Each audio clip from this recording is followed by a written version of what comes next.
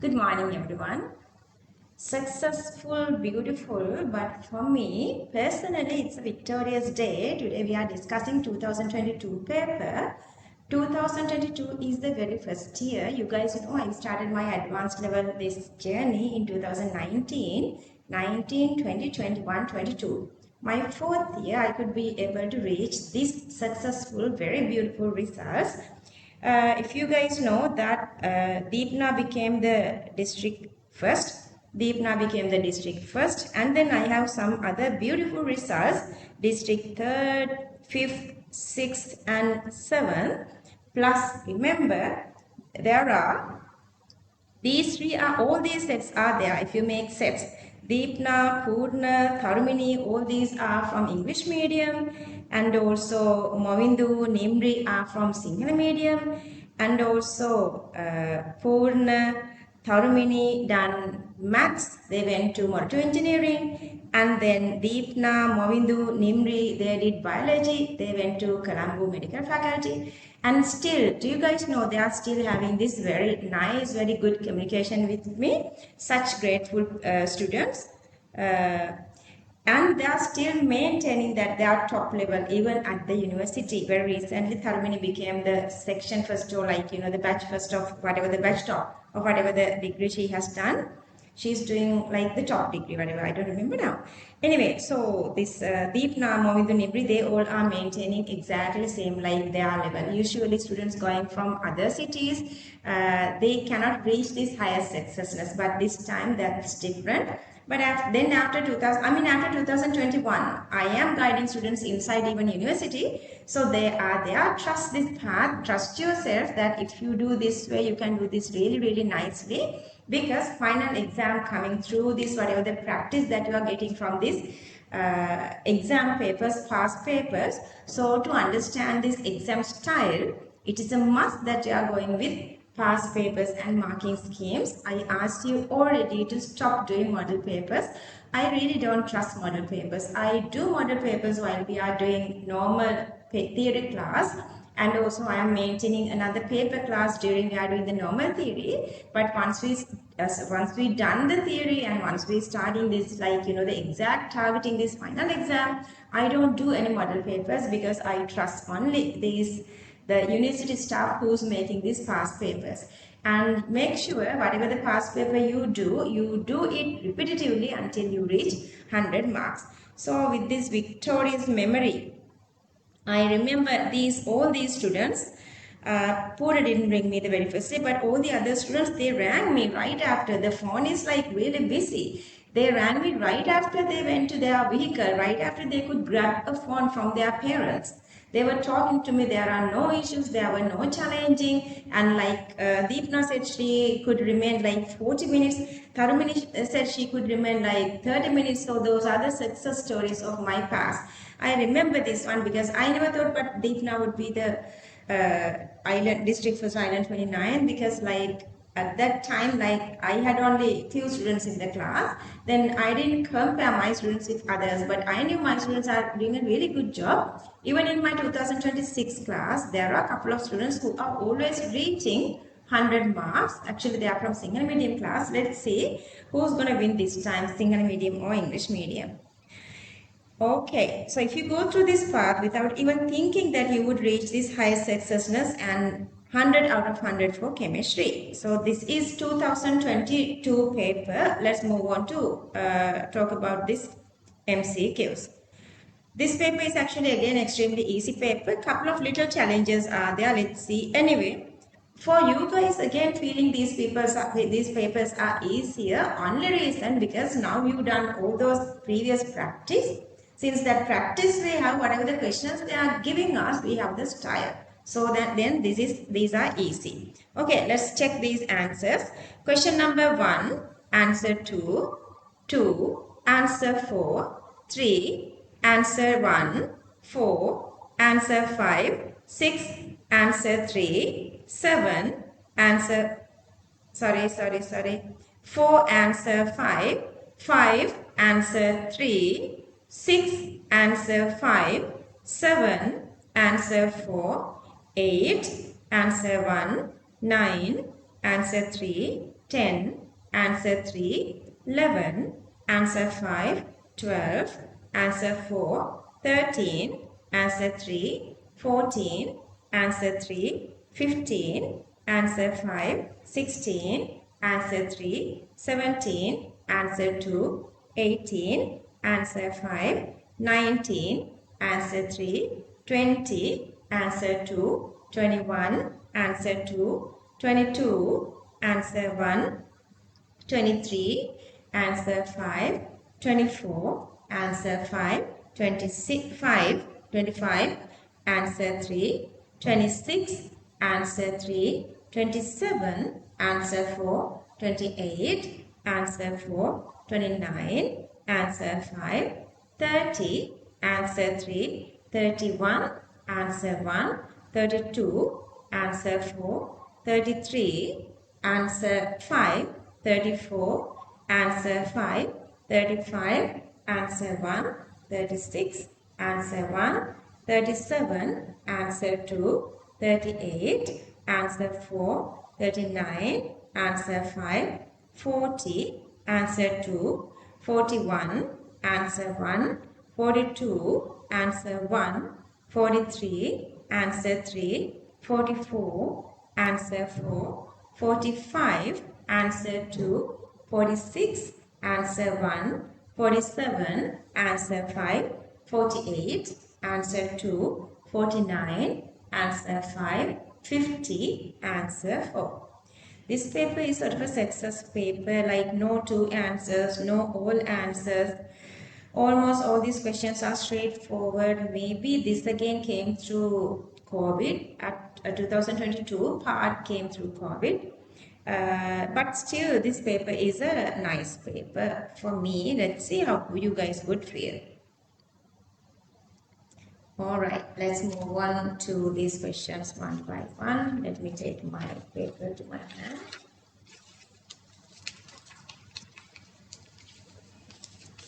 See how beautiful these results.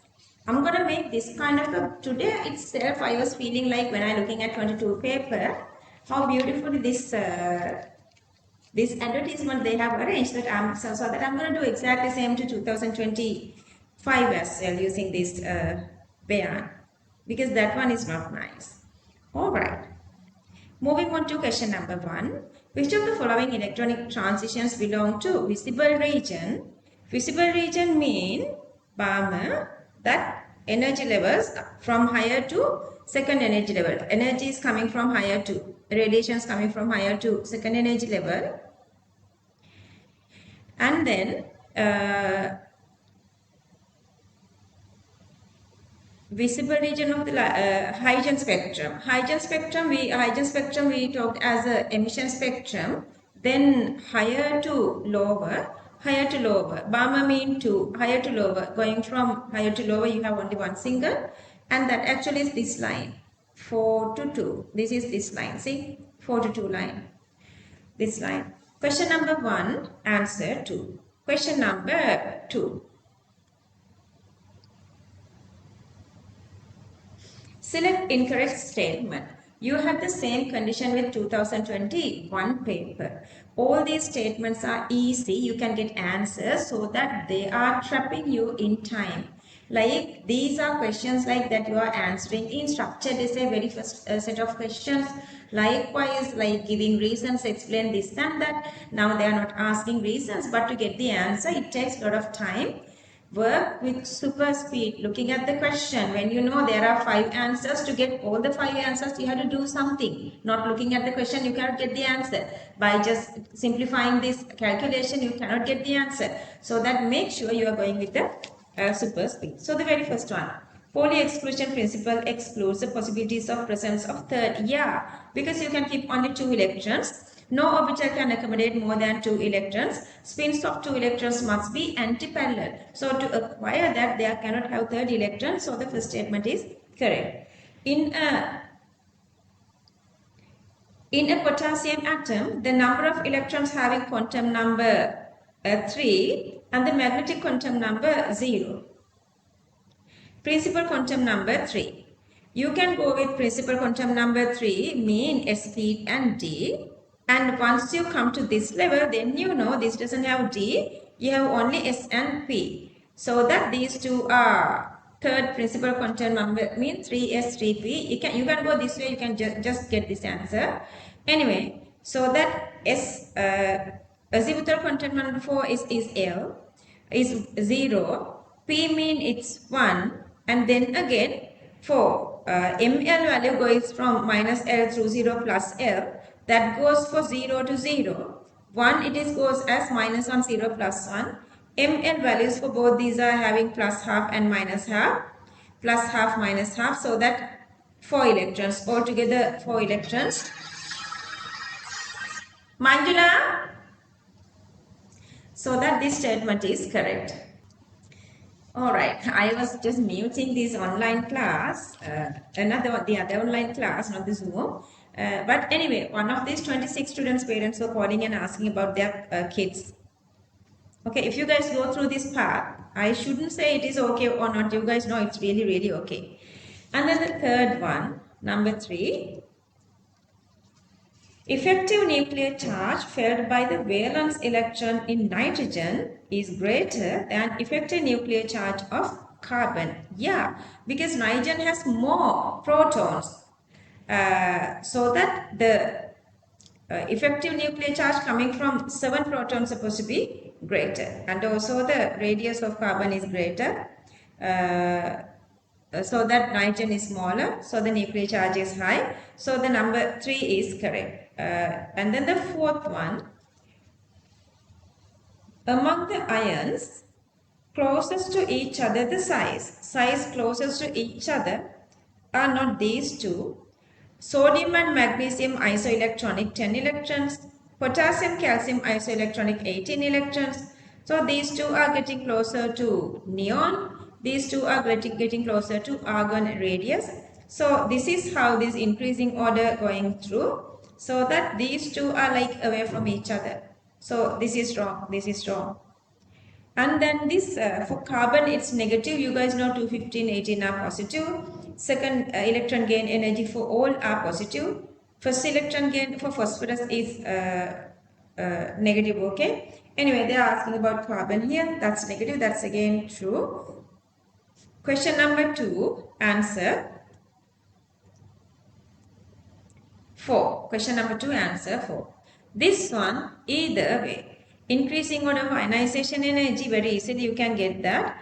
But this is the second ionization energy. Either you can memorize this graph. We did IE1, IE2 and IE3 as well. Now you guys know, if you had that memory, getting answers are really easy. Otherwise, you can go with these electron configurations. Once you remove one electron, beryllium gets 2s1, releasing that electron easy. But boron become 2s2, stronger, so it is less. So on. You can go this way, otherwise, whatever the way. Question number 3, answer 1. Question number 4, you can draw these structures. Shape is asking. Question number 4, answer 5. This time they made these equilibrium questions coming little ahead of time.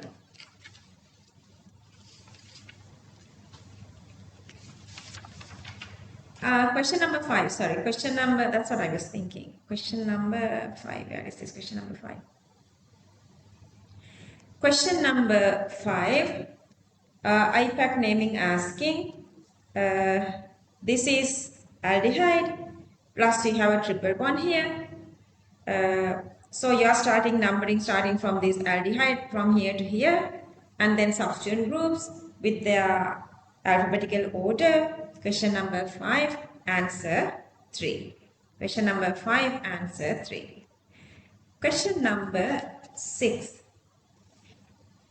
Saturated aqueous solution sparingly soluble AB2 solubility is given.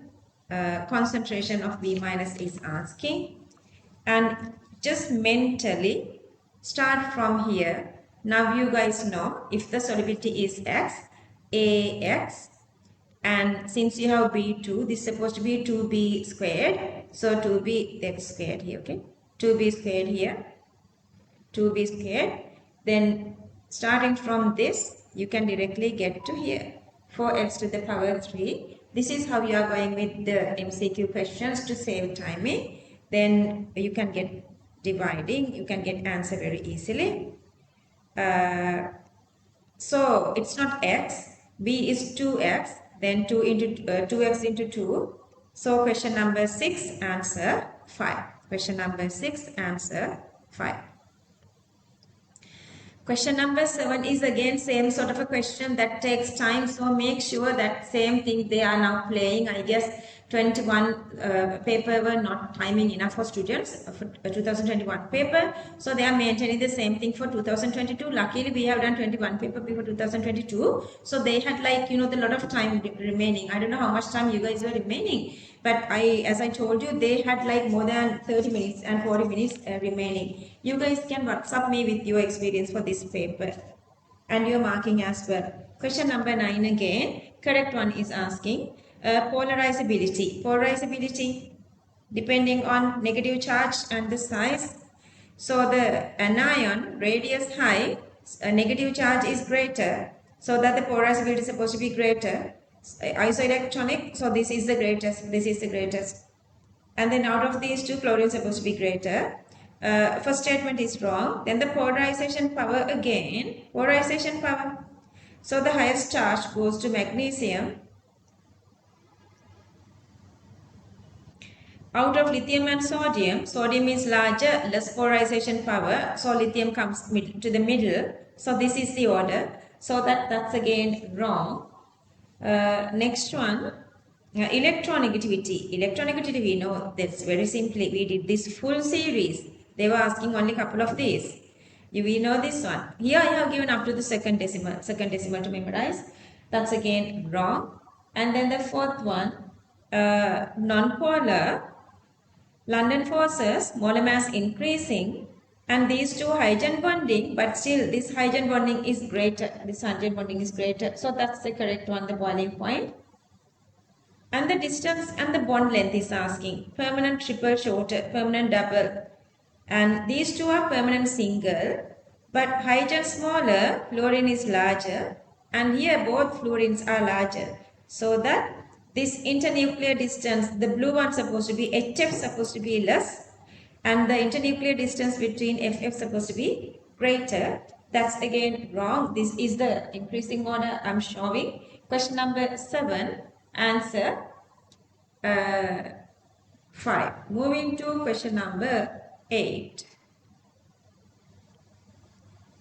Okay, this tree I'm just giving, I'm not explaining. These explanations are okay for students who's gonna reach SOC pass. But for you guys, I'm doing all these recordings for students who sacrifice their 2.5 years well for this advanced level and who is trying to reach 100 marks. Otherwise, these explanations are not enough for students who's not working enough. Increasing order of number 8. Compound P and Q are diastereomers of each other. Which of the following could be a molecular formula of compounds P and Q? Diastereomerism, geometric isomerism, cistrons, alkenes, CnH2n. So only one single possibility you can find, that is number 1, only number 1. Even if you have like 3 carbons, you cannot go with that, to have this stereoisomerism. So the double bond is supposed to be come to the middle. So here I'm showing this exact situation of this first one. Question number 8, answer 1. Question number 9. Okay, electronegativity. To find electronegativity, we're going to go through this criterion. The very first thing you have to go through the hybridization. See the hybridization. If the hybridization is same, then you are going through the charge. But if the charge are same, there are no charge, we can do anything, then we are going with the oxidation number, so that we can change these two and we can change these two. Question number 9, so that answer 3. Question number 9, answer 3.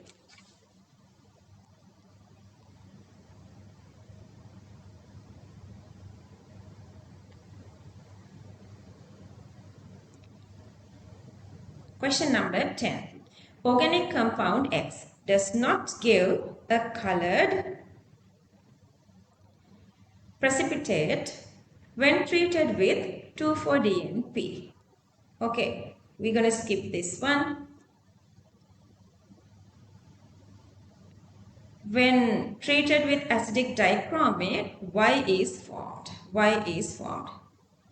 Alright, this part anyway is not working. So you have COOH, COOH, okay.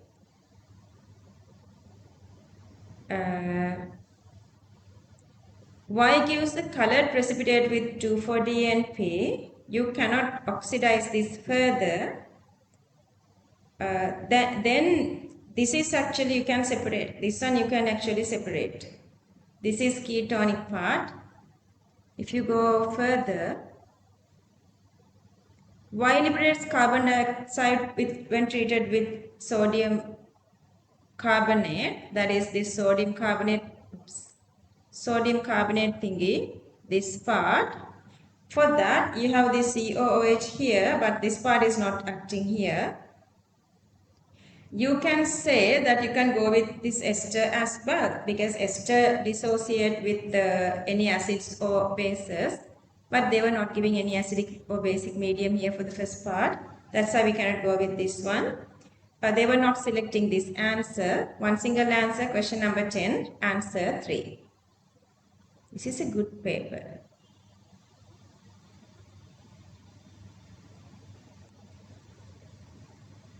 See again, time taking for this question, question number 11.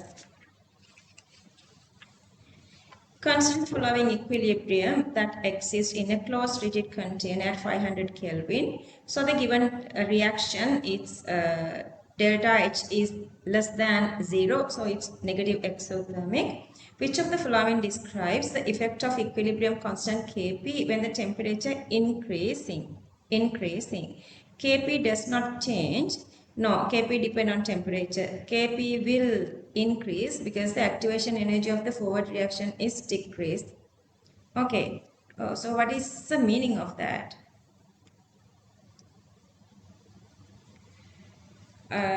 So the reaction is exothermic, energy is releasing. So forward activation energy and backward activation energy. Here the backward activation energy is greater. But remember, there is no connection between Kp and activation energy. Whatever they say is correct, but there is no connection, so we cannot accept that.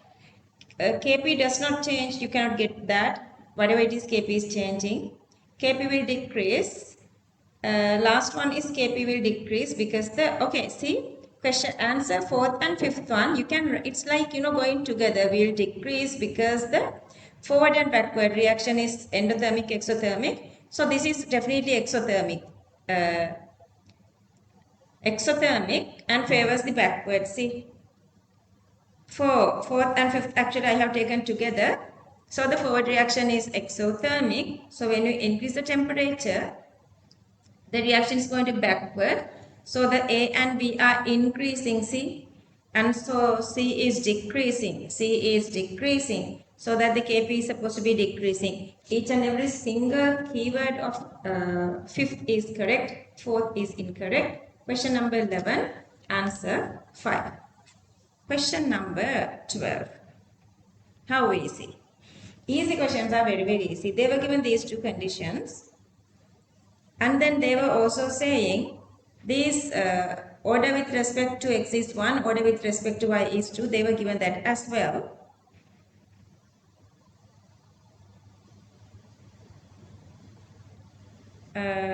Here I have forgotten this arrow. Okay. So just write these two equations. If you divide one by one, question number 12, answer 4.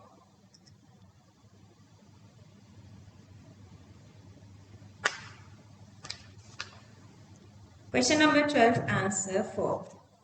Question number 13. Question number 13, they were given this mass of iron 2 oxalate So that you should write this equation right this way. Don't like, you can, if you want, you can go with these half reactions and balancing the equation, but I don't recommend that. Make sure that you have the memory, to write this equation.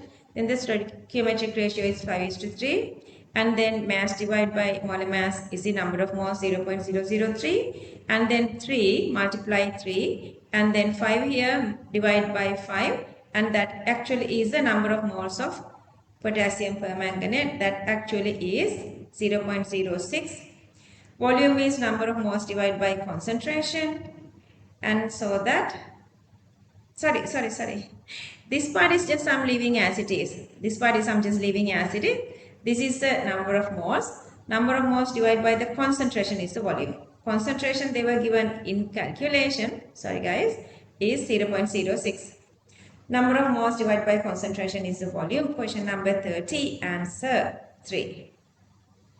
Question number 14. This is again easy. So they were given this equation 2:1 initially.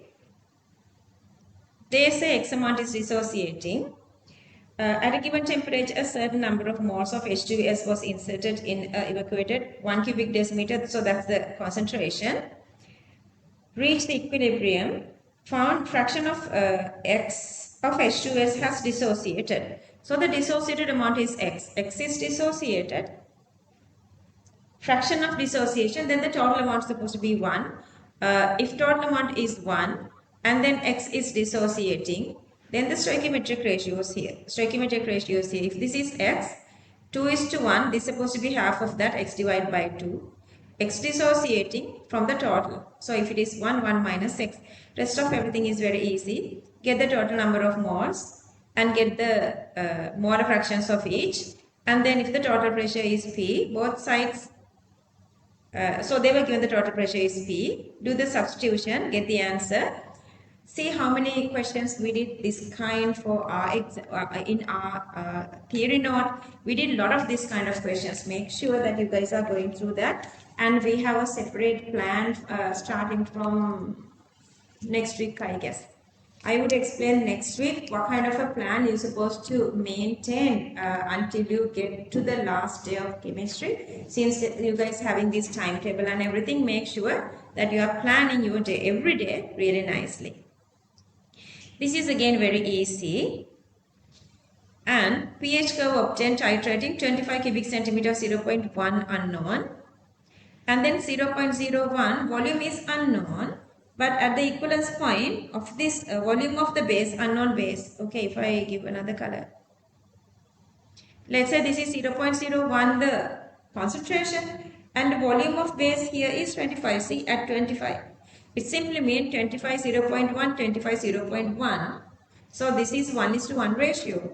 So that the acid supposed to give 1 single H plus monoacidic. Monobasic, base supposed to give 1 OH minus, so monoacidic. So that the stoichiometric ratios are 1:1. So that this is monobasic and monoprotic plus this part is weaker. So that this is weak acid.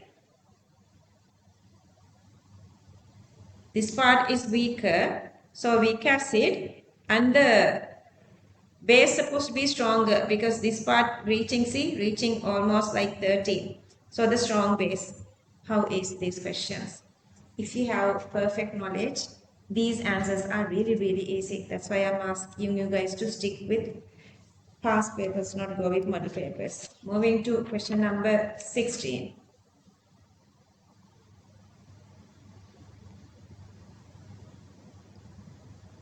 Which of the followings are wrong? Although xenon is an inert, yeah, it's inert, it forms compounds with oxidation number +2, +4, +6. Yeah, I've given examples with fluorine and oxygen, true. Among hydrogen, HF has the highest bond dissociation energy, lowest radius of fluorine, that's true. The solubility of hydroxide of group 2 supposed to be increasing, not decreasing, increasing. sulfate supposed to be decreasing. For sulfates, lattice is greater. For hydroxides, hydration enthalpy is greater. That is the wrong one. See, this is an ancient question, still they are asking. Among the group 1 metals, lithium to cesium,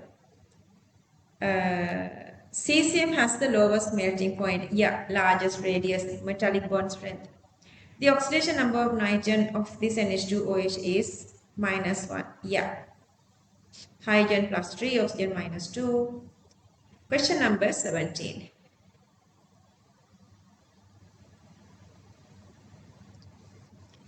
Okay, acetic and sodium hydroxide.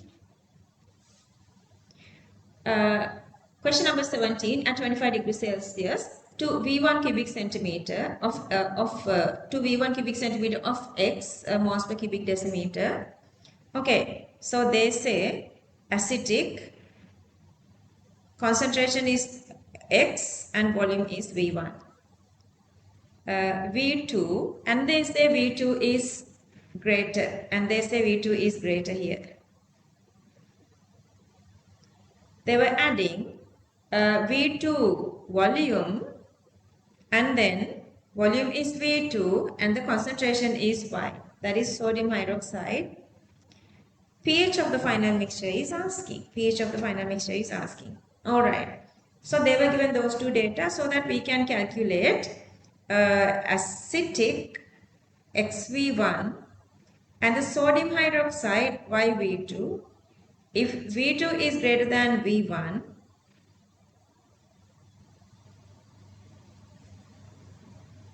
and also Y is greater than X, Y and V2 are greater means the number of moles of sodium hydroxide is supposed to be greater.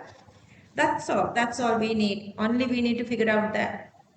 Then concentration X and Y, volumes are V1, V2, XV1, YV2, but sodium hydroxide is greater. So to get the difference, YV2 subtract XV1.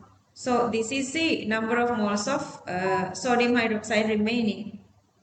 And the total volume is this, divide by the total volume. And get the minus log 10 of that. Minus log 10 of that. Alright, question number 17, answer 2. Question number 18.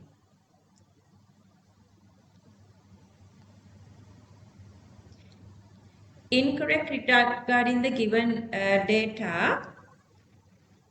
One single equation they were given. To this given equation, they were given these enthalpy values by kilojoules per mole. This is kilojoules per mole, and exothermic and energy evolving, energy releasing. For 1 mole of reaction, 1 mole of reaction, yeah, this is a per mole value, that is a 1 mole for 1 mole of reaction. So 483.7, yeah, 483 point plus, this is negative, so evolving, that's true, totally true. 2 moles, if you multiply this by 2, for 2 moles of H2, 2 moles of H2 is the same this one. Consumed, yeah, if you use 2H2, it simply means the same reaction, same value, it's correct. 2 moles of water, still the same. For 4 moles, if you multiply this by 2, you're going to multiply this by 2 as well, everything is correct. 1 mole of oxygen, this is supposed to be still the same, because 1 mole released this energy already, but here if you calculate, they were dividing this by 2, this is supposed to go with half mole, very easily. If you go through the first, second, third expressions, then you know how they were asking the question. Let's say if you are saying second one is wrong and then third one is also wrong, then you get the idea something supposed to be there. Go through that, you can get the answer. Question number 18, answer 5. Question number 19, I guess you guys are really okay with electron now. Don't give this up. This is the magic box. We don't want anything else. Galvanism, zinc, copper, zinc, anode oxidation, copper cathode reduction. Cell reaction is always spontaneous. This is electrochemical cell, it is spontaneous. Delta G naught equals minus NF E naught. This is negative mean, it is spontaneous. Cell produces electric energy. Yeah. Reduction half reaction occurs in cathode, oxidation, anode. True. Cathode is negatively charged. No, cathode here positively charged. Cathode is the one taking electrons in and releasing cations, so it's positive. Question number 19, answer 3. Question number 20.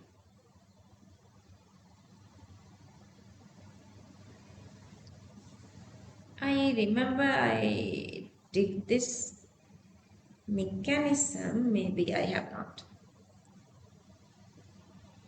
Question number 20. Lone pair on the bromine delocalize the ring. So once it is delocalizing, bromine is supposed to get the plus charge. Bromine is supposed to get the plus charge, not here. Once delocalize. Question number 20, answer 2. Question number 21. There was one student in 2023 class, Kavishan. He is in engineering faculty. He did this wrong. Can you imagine? He did this wrong. Okay, question number 21, answer 2. Temperature is supposed to be high, pressure is supposed to be lower to reach ideality. Question number 22. Two identical closed rigid containers at standard temperature and standard pressure contains 1 moles of H2 and 2 moles of O2. True statement is asking.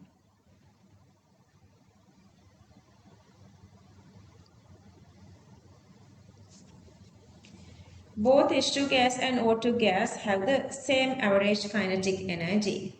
Yeah. Okay, so the only difference is the mass here. Mass is 2 grams and here mass is 32 grams because they have 1 mole. 1 mole, 2 moles per cubic distance, 2 grams per mole. 32 mean molar mass is 1 mole mean 32 grams per mole. Alright, and then the first one, average kinetic energy depends on only temperature. E bar equals 3 over 2 RT. As long as temperature constant, E bar constant. So the first statement is incorrect. Then the second statement, they are talking about this kinetic energy. Average speed. No. So this is the order. Hydrogen is lightweight. So the speed is greater. That's not true. Kinetic energy is constant, making MV changing. Mass different means the velocity is different if the kinetic energy is constant as long as temperature is constant. Both H2 and O2 have the same average speed, same mass. Both are again wrong. Fifth one.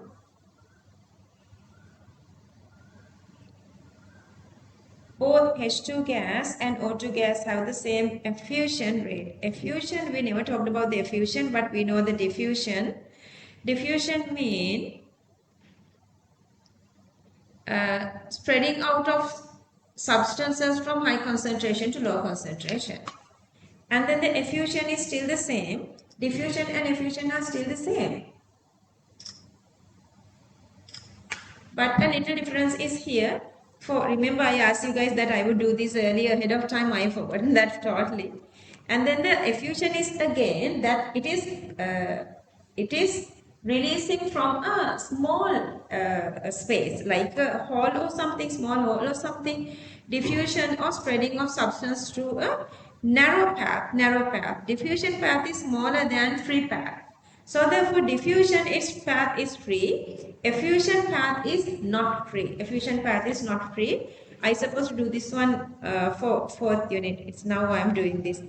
Okay, factors affecting the diffusion. We did this for unit 1 as well. So the fourth one have the same effusion rate. It depends on the molar mass. So it depends on the molar mass. Remember we did this one for diffusion, but we never use this. But now in 2022 paper they are using area, concentration gradient, temperature, molar mass, density. Molar mass, see, remember diffusion rate is inversely proportional to root m. We did this one. This is not new part. All right. So the question number 22. Question number 22. Answer 1. Moving to question number 23. Did you find any of question is difficult? Any of the? Okay, guys. If you are not aware of these effusion, if you guys are not aware with effusion, just make sure that now it is there. 23.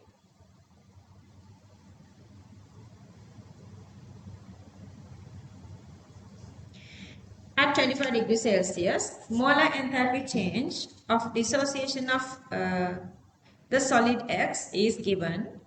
Molar entropy is also given. Which of the following is the molar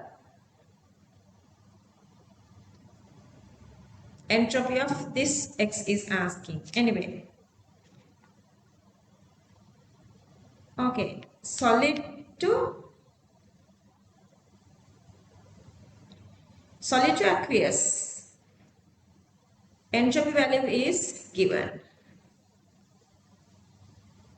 And then just for solid they were given the value. And then if you write the state function, you can write product entropy minus reactant entropy. So they were given the reaction one and also the solid one. So that only unknown is the aqueous one. Just subject that aqueous one is the product. Okay, aqueous one is the product here. See. Question number 23, answer 5.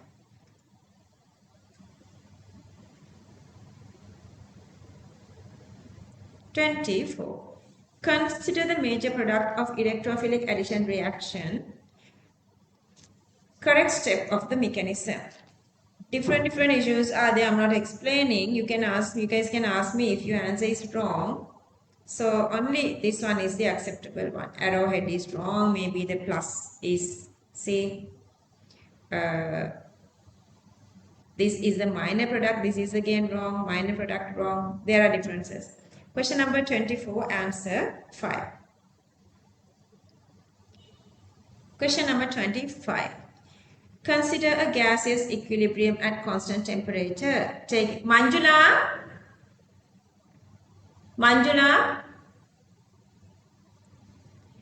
Consider a gaseous equilibrium reaction at constant temperature taking place in a closed system.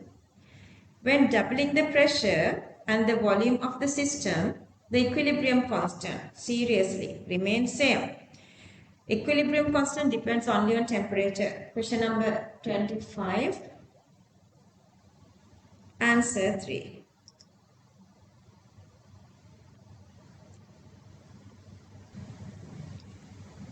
Question number 26. Manjula, moving to question number 26.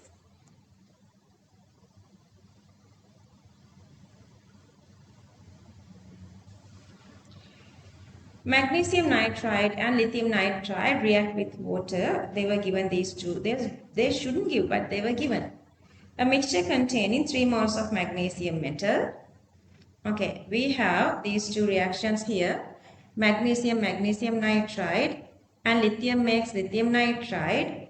And to this, when you add water, magnesium nitride, this is a reaction, and lithium nitride, this is the reaction.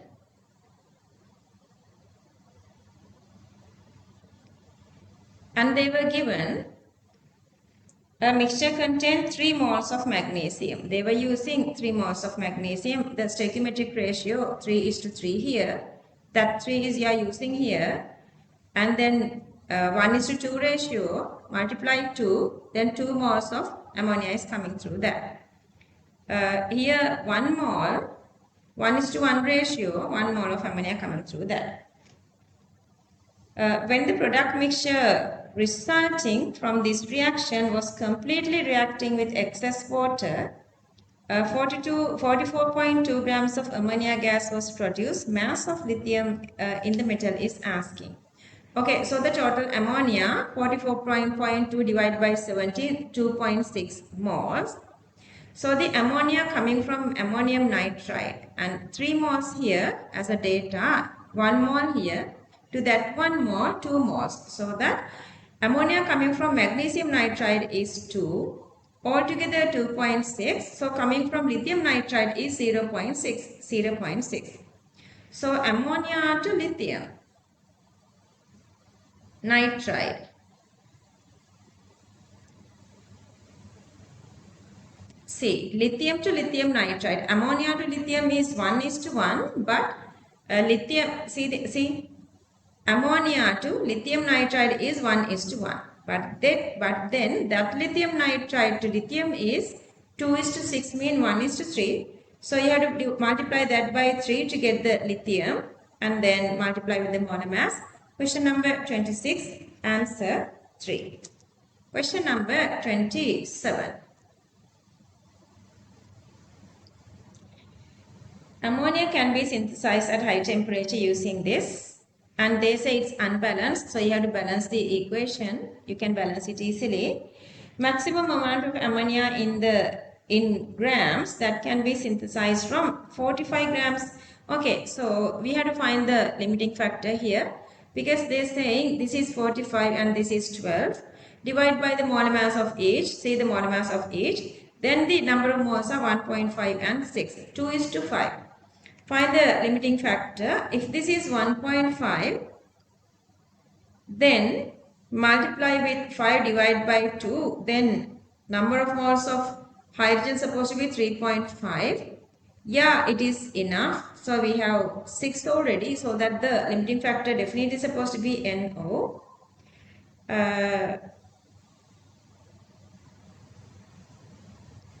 So that NO total 1.5 is using here. Since the stoichiometric ratio is 1:2 and NO to ammonia 2:2, 1:1, 2:2 mean 1:1, 1.5 multiply by the molar mass. Question number 27, answer 4. Moving on to 28. Okay, 28, they were given these two equations. Remember we did this kind of like couple of questions earlier. Okay, they were given at a temperature, this main reaction is this one. This is the main reaction. This is the main reaction. For that reaction, they are given the two half reactions. They have given the numbers as number 1 and 2. These two are half reactions. This one and this another half reaction. One supposed to be oxidation half reaction, other supposed to be reduction half reaction. Okay, so that which one is oxidizing?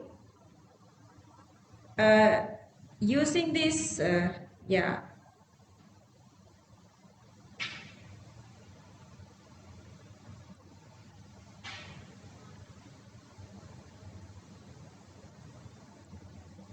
E01 they were given as 1.23. We need to find this E02 value.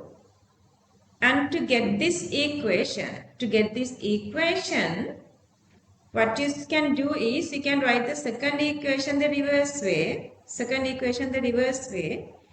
and multiply this equation by 2. Write it to the reverse and multiply by 2.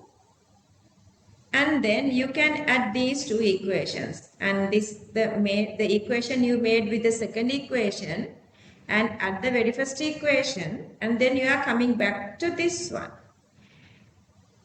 Equation is the cell reaction of two half reaction.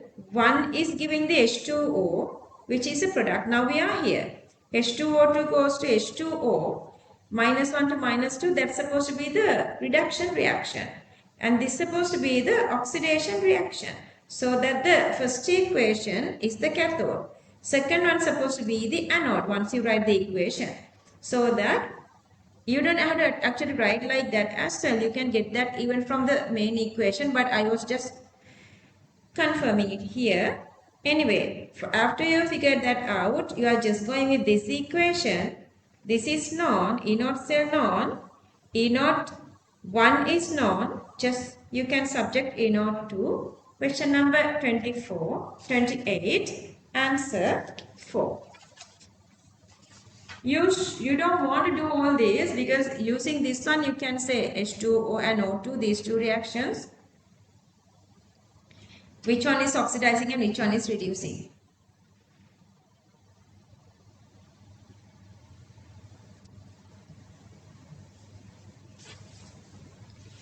Moving to question number 29. Okay, either Sinhala or English, it doesn't matter. Major product is asking sodium borohydride and methanol. Okay, this ester part is just maintaining. Ester part is just maintaining only that. And then the double bond supposed to be maintaining. Only one single answer is there. 29, answer 5. 29, answer 5. Question number 30.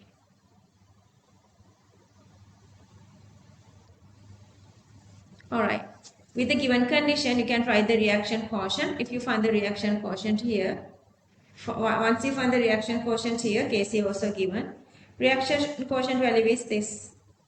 This is, remember, really high because Kc is minus 56. So the reaction going decrease. This is supposed to be going decrease to backward to decrease O3, backward to decrease O3.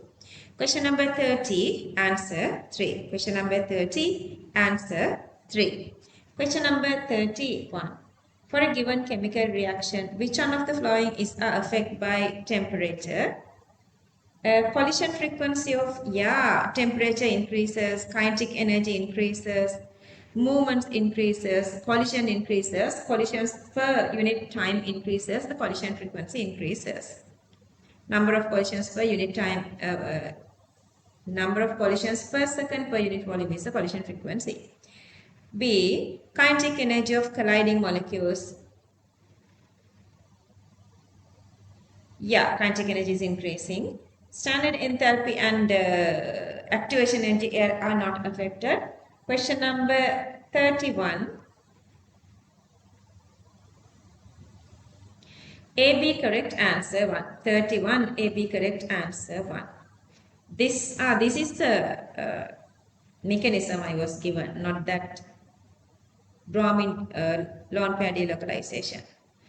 Okay, so this is the mechanism. FeCl4 minus is possible. This is the A. And the D is this one. This is the D. I'm showing here. This is A, this is A, D. Plus charge on iron is wrong. And plus charge on the carbon which is joining chlorine is wrong. And also 2 chlorines are joining here. That's again not acceptable. See. And plus charge on this is wrong. Let's say even 2 chlorine are possible, but plus charge is not possible. 32, AD correct, answer 4. See, all these questions are having big explanations. But I know you guys can get this better than this, but I'm still explaining. Question number 33. At 25 degrees Celsius, 1 cubic decimeter aqueous solution of lead iodide is in equilibrium with an excess of solid saturated. Equilibrium is maintaining. A mole of lead 2 plus. A mole of lead 2 plus.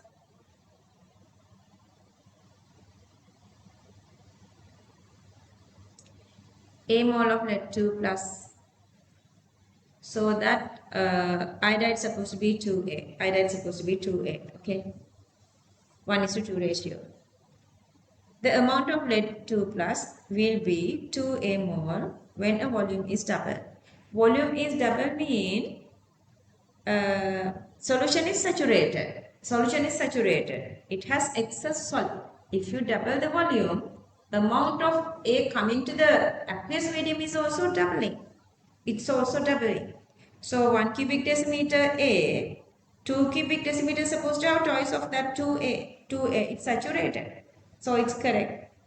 Concentration of lead 2 plus will be 2A, moles per when volume is doubled. No. If you divide 2A by 2 cubic decimeter, it's 1. As long as its saturated concentration is not changing, the amount of lead 2 plus will decrease when you are adding excess sodium iodide. Okay, sodium iodide, this is the common ion effect. When I minus increases, rate of backward reaction is reaction favors backward to decrease iodide. When iodide is decreasing, lead 2 plus is also decreasing. So that C is correct. And then D, amount of lead 2 plus will be A divided by 2. No, that's wrong. That's wrong. We were given the best expression here. Question number 33. Oh my goodness, a lot of expressions. Question number 33. A C correct, answer 5. A C correct, answer 5. Moving to question number 34. Cr2O3 is expected to react with strong acid, strong base. It's supposed to be amphoteric. If it is amphoteric, that's true. Yes, that's true. I was showing this reaction and what is happening, but you guys can understand very easily. You're supposed to memorize all these acidity and basicity to get this answer easily. When sodium hydroxide is added to these, all these are normal metals, plus nickel is okay. Nickel is making this, but not with hydroxide. All these are normal metals, so they are not making this like dissolving with excess base or the excess sodium hydroxide. So that B is correct. B is correct. C. Both KMN of potassium permanganate and dichromate are strong oxidizing agents capable of converting H2O to O2 gas under acidic. Yeah, I have given this equations as well. IPAC naming of this is correct. Only difference is that not instead of this like tetra. If I go back to this answer to explain that, 34.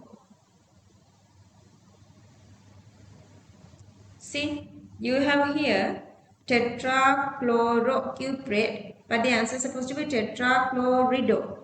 Chlorido is not there, but still they are accepting this, even it's new syllabus for us. Question number 34. You can say all are correct. All are correct. A, B, C, D correct. Answer 5.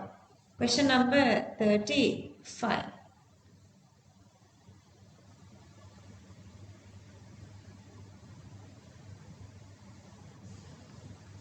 Again, time taken. Boiling point of these are asking. Boiling point of this carboxylic acids are greater, so A is correct.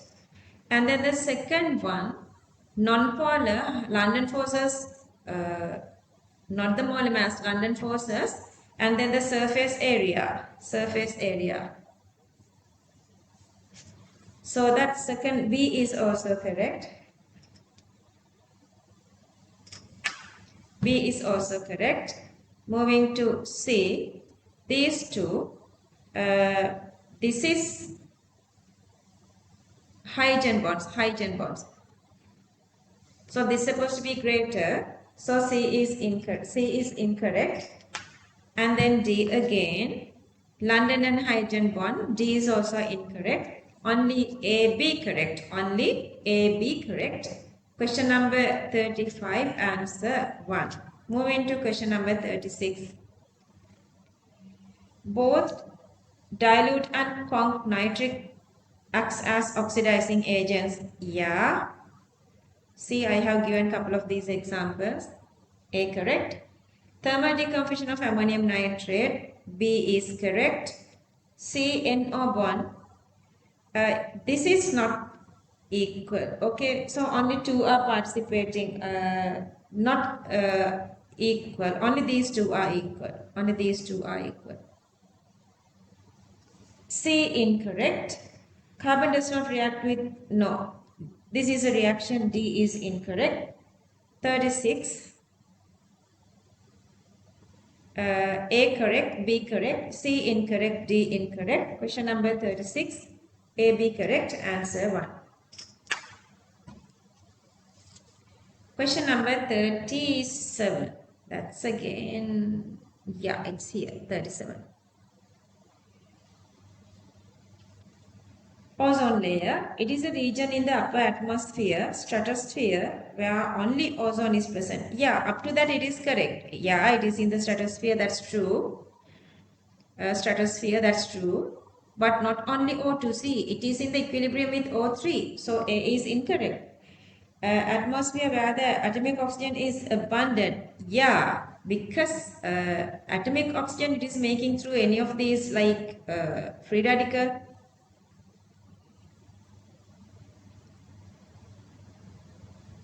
It is the region that prevents ultraviolet, yeah, that emitted from, yeah, everything is correct. It is a region where ozone breakdown only occurs via the chlorine free radical. No, you can't say that. Chlorine, oxygen, NO free radicals, all are possible. Question number 37, BC correct answer 2. 37, BC correct answer 2. 38, they were given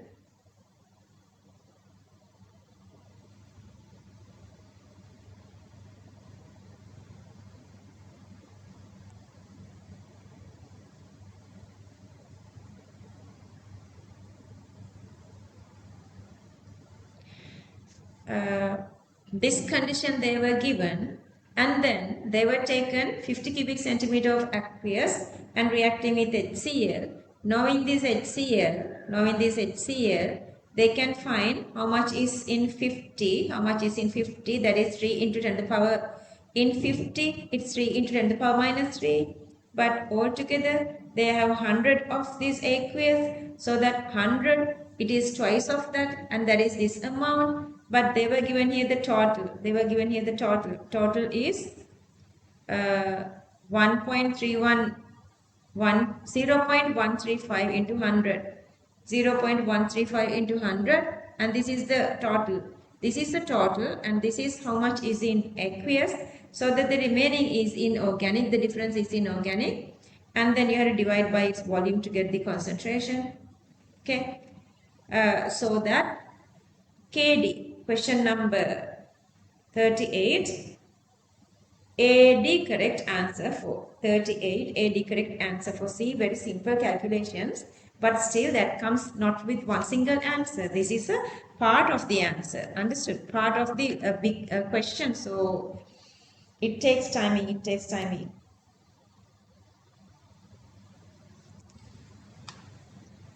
38 part 4, 1.68. You just KD, they were not asking to calculate the KD.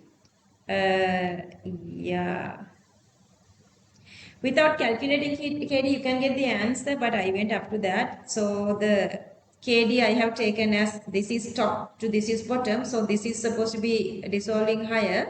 But just looking at these values, you can get the answer. You don't have to do this one. You can just get the answer. Anyway, 38, AD correct answer. Moving to 39.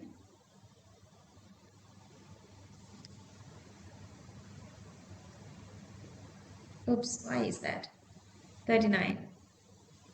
Sometimes this is not obedient. Zoom, I mean. Okay, 39. Which one of the following statement is correct with regard to the dissolved oxygen level in water bodies? Composition of dissolved oxygen in water is same as that of atmosphere. That is so much wrong, because 9 ppm is a very infinitesimal small value. But here 1/5 of the atmospheric contain oxygen.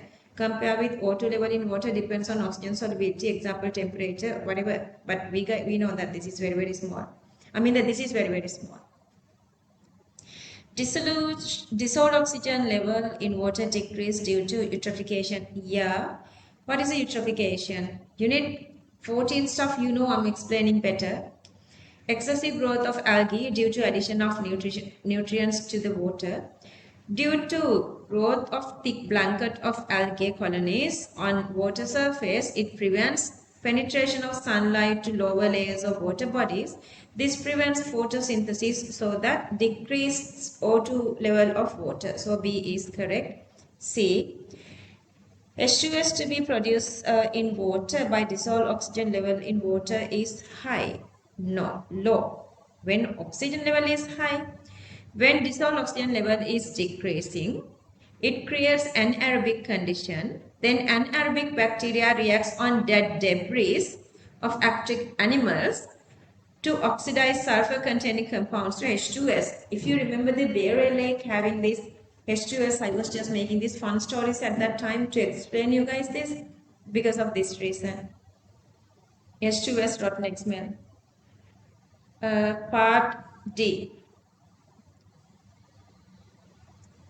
Aquatic plants contribute to the dissolved oxygen level in photosynthesis. That is very true. Okay, question number 39. B D correct answer 5. B D correct 39. B D correct answer 5. Question number 40.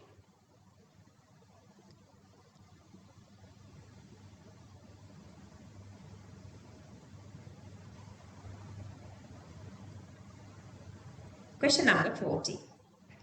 Which of the following statements are correct regarding the given industrial processes? A. Coke, a raw material used in the extraction of iron, not only reducing but also it's supposed to give energy as well as a fuel to generate and also to produce carbon monoxide. That's the main reducing agent. It's support for other purposes as well.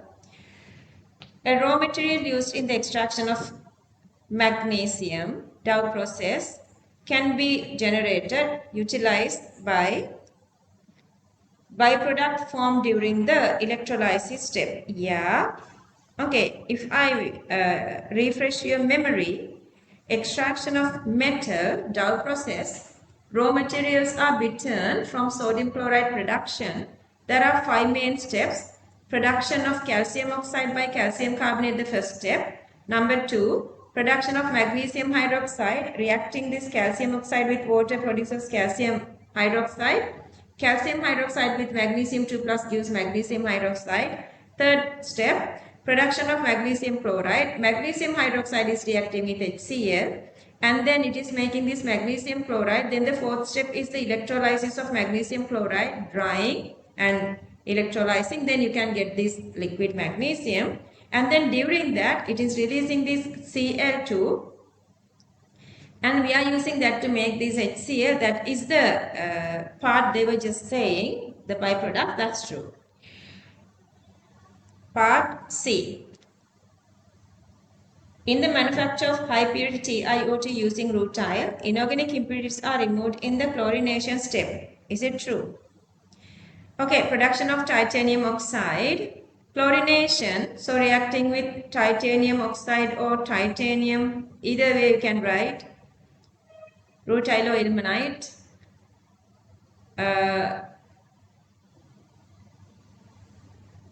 TiO2 with carbon titanium. That titanium has debris reacting with chlorine to produce TiCl4. To remove these impurities, we are converting it first to TiCl4. But again, TiCl4 gas, you can separate very purely, reacting with oxygen, TiO2 and Cl2. And the Cl2, you can recycle. Anyway, so this is the cleaning step. That's true. C correct. The manufacturing of nitric acid using Oswald method using platinum rhodium, not this. Okay, iron goes to ammonia. Okay, nitric Oswald process, ammonia oxidizes with atmospheric O2 to get NO. NO further oxidizes to get atmospheric O2 to NO2. That NO2 with water and oxygen further oxidizing to get nitric. Percentage is 96%. So it's incorrect. This is supposed to be platinum rhodium, not this iron, platinum rhodium. Okay, so that question number 40. Only B, C correct. Answer 2. B, C correct. Answer 2. Moving to question number 41.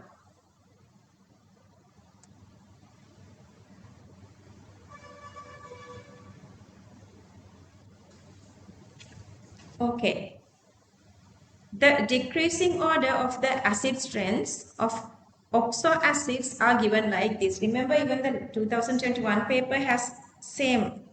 Don't you guys feel like if you done this 25 papers continuously, you guys are reaching super 100 marks, super S, exactly 100? When the oxidation number, second statement is exactly explain the first statement, oxidation number increasing, acidity increasing. Question number 41, answer 1.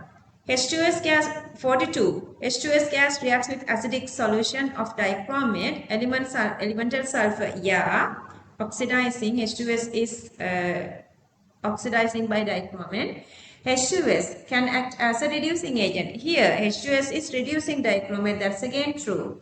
Vice versa, don't think that only dichromate oxidizes H2S. In the meantime, what does H2S do? H2S also reducing dichromate. That's also possible. That's what's happening here.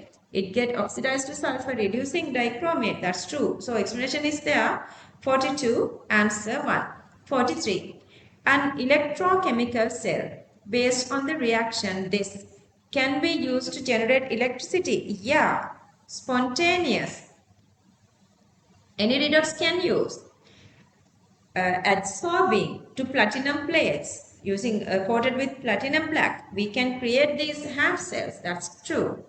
Cl2 is a strong oxidizing agent. It oxidizes I minus to I2. That's wrong. 43, answer 3. 43, answer 3. 44. Grignard reagent reacts with water to give alkane. Alkane, not alcohol. Wrong. The carbon atom of the carbon magnesium bond in a Grignard reagent has a partial negative charge. Yeah, this one. Carbon gets minus, carbon gets minus. Magnesium gets delta plus, delta minus, delta plus. This is a covalent bonding. This is a covalent bonding. True. 44, answer 4. Moving to 45. While diazonium salts formed from aniline are stable at low temperature. Yeah. Primary aliphatic amines are unstable. That's true. The full statement is true. Why? Explanation is, let's see. Explanation is positive charge of the aromatic benzene diazonium is delocalized within the benzene ring. Diazonium source of benzene is delocalized within the ring. That is the explanation. But let's say what is the second statement. The lone pair of electron on the nitrogen atom of aniline is delocalized on the benzene ring. Statement is true. Not the reason is that once you make the diazonium, it has to delocalize. Otherwise, what's the point of talking about the stability of aniline? No explanation. 45, answer 2. 46. The enthalpy change would be 0 when an ideal binary liquid, it's ideal. Whatever it is, ideal. Enthalpy change of mixing is 0. At a given temperature, this connection is 0. Yeah. Intermolecular forces are 0. That is why it is 0. 46, answer 1. pH, okay, this one, focus. pH value of 6.5 reported in rainwater. It is considered as acid rain. No, yeah. pH is 5.6, true. With dissolving in carbon dioxide, true. But to make acid rain, pH is supposed to be greater than 5.6. Greater than 5.6. Second statement. So the first statement wrong. Second statement. Lowering of pH below 7 in rainwater occurs only due to the dissolution of acidic gases SO3 and NO2. That's again wrong. Not only because of that C. This is again 5.6. That's done by carbon dioxide. So that's wrong. Carbon dioxide can also decrease that. CO2 also do this.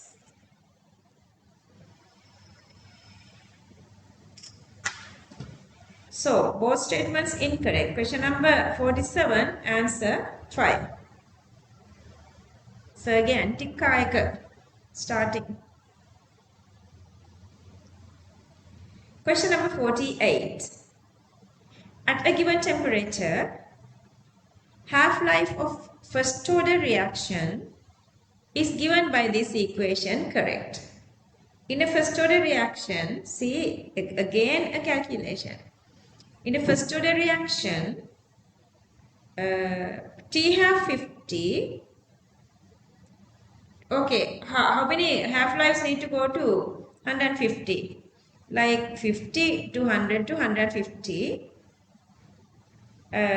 So first T half starting from here. Initially, let's say it's the initial level, whatever this from 0 second to first 50, second 50, third 50, T half lives, and then let's say initial product is 100, then 50, then 25, then 12.5.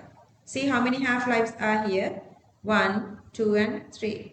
At that time, initially 50, now it's 12.5. Then the difference is what? Difference is 100 minus 12.5, 8 is 7.5. Second statement is correct. Second statement is correct. Here, to get the answer here, to get the second answer here, you have to connect this half-life with this initial concentration. But here, initial concentration is not given. And remember, this one doesn't explain about something in the initial concentration. It's independent of the initial concentration. And this, to get this value, 50 is also matter. 50 is also matter. So no explanation. 48, answer 2. 49. Manufacturing of ammonia. See the wrong like expressions they were given, let's say for students who were having less timing. My students are really lucky then. They had like more than enough time to do everything and just playing. Half an hour remaining mean what? Okay, this is not 600, this is 450 and it's optimal. This is wrong. Activation energy of ammonia gas produce equilibrium reaction of the Haber process. No connection between activation energy and temperature. 49 answer 5. 49 answer 5. 50. Bakelite is classified as no condensation, not addition. Bakelite, phenol, formaldehyde release this H2O to make bakelite condensation. Bakelite has a 3-dimensional, that's true. 3-dimensionals all are condensation, remember. Question number 50, answer 4. Question number 50, answer 4. Again, just continuously, since I'm just saying this one, I'm just saying this thing again to you guys. So now you have your book here. So this time now, you guys are improving that now so well. Now we are doing 3 things on your, this the cover page or the fly page here. The very first is your own reviewing, whatever the way you feel like. These questions are okay. I had these issues, whatever the question issues you are writing. And then again you are writing your silly mistakes, your reviewing of yourself with respect to yourself. How you going to improve yourself if you improve yourself. Understood? How you going to improve yourself to get 100 marks, your silly mistakes, only things that you do, not subject wise. And then the third row, I want you guys to write the harder questions out of this 50. Harder questions out of this 50. Alright. Okay, I got 50 out of 50 for 2022 paper. This is 2023 students. 2024, I have not written answers here. Definitely they should get here. 24 and 25, I have written somewhere else, I guess. It's not here because Yashodhara all came up to the last day to the class. Anyway, 2024 to 2023, Supipi, she selected to Colombo Medical Faculty. She got 50 for this paper. Another girl, Ramudi, she was selected to somewhere else. She got again 50. She's from Colombo, Buddhist Ladies College or some. So okay, those are the highest. Okay, 50 out of 50. This 2022 is And here, lot of students got 50 out of 50. Lot of students had, I mean, not a lot, but there were a considerable amount of 50 out of 50. Alright, so that you guys can write this reviewing. Moving on to structured essay. I have this little issue. I guess I missed this one of these English medium. This is the very first page here. Let me get this. බලන්න ඇන්සර් දොර වැහිලාද කියලා? සද්ද එනවා එළියේ. Sorry guys. Okay, so the very first one they are saying Lyman UV, that's true. And then the second one, L equals to 0 mean S orbital. 1s, 2s, 3s, 4s, each has 2 electrons, so electrons are 8. Resonance structures, yeah, this is unstable, that's true. But even this is unstable, that is again a structure because they were not mentioning here stable or not. So the third statement is true. I'm going to show you guys the answer later. A couple of these answers are wrong, okay? What I'm explaining here is true. And then the fourth one, among the second, fluorine has the largest negative value of the electron gain energy. This is the variation. This is the variation. Remember, fluorine has the highest electronegativity, but chlorine's electron gain energy is greater. That's because this is releasing part of energy for this electron-electron repulsion to stabilizing. But this is correct. This is correct. They were asking only that part. And then the part 5, boiling point with the molar mass like this is the molar mass. These are non-polar. If you go with boiling point, chlorine, this is Cl2. Chlorine, and if you go with chlorine and argon, molar mass of chlorine is greater, so that the London force strength greater, so that the boiling point is greater. And then the next one, the sixth one, ionization energy going down the group, ionization energy is supposed to be decreasing. So if we go with the answers here,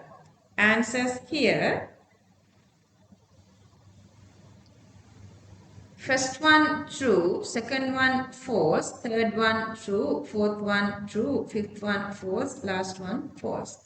So they were given 4 marks for each, 4 marks for each. Okay, I'm coming back to the Sinhala one again. These stuff you guys can draw easily. If you go with the electronegativities of these 3 elements, fluorine, nitrogen, sulfur. So, sulfur. They just want you to draw that. And then they are asking the shapes. This is bent. Only for this page you are having this uneasiness. Bent. And then pyramidal or trigonal pyramidal. Anyway, this is pyramidal. Oxidation numbers are -1 and +4. -1 +4. You can draw only 4 structures for this. Anyway, 4. See 1, 2, 3 and 4. Including the given one. They are asking 3. Anyway, you can only draw 3. This one, since the English words you guys need, I'm going to go back to this one. I'm not wasting time on getting these pictures again, that's why. Anyway, I guess this you guys can read out. C1, 3, trigonal planar is P2. N2, 3, trigonal planar, bent, SP2. N3, 4, tetrahedral, bent, SP3. Last one, 2, linear, SP. I only missed that part. That page actually, page number 10. Alright, check this, copy this, check your answers.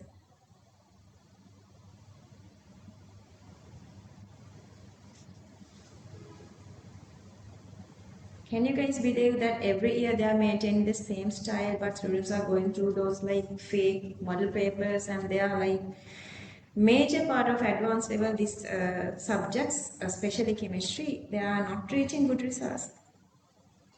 Majority is failing, then couple of are like then S, then couple of R's C, a very less amount is getting B, very teeny amount of percentage is getting S. Why?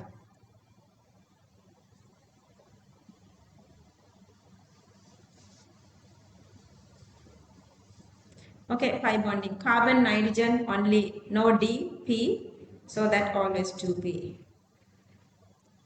And then these angles, bond angles, depending on the electron pair geometry, trigonal planar to bend, so less than 120, 118. So the tetrahedral to bend, 104. This is linear, 180. Trigonal planar one is 120. Go through the hybridization to get the electronegativities. Hybridization are sp3, sp2 and sp.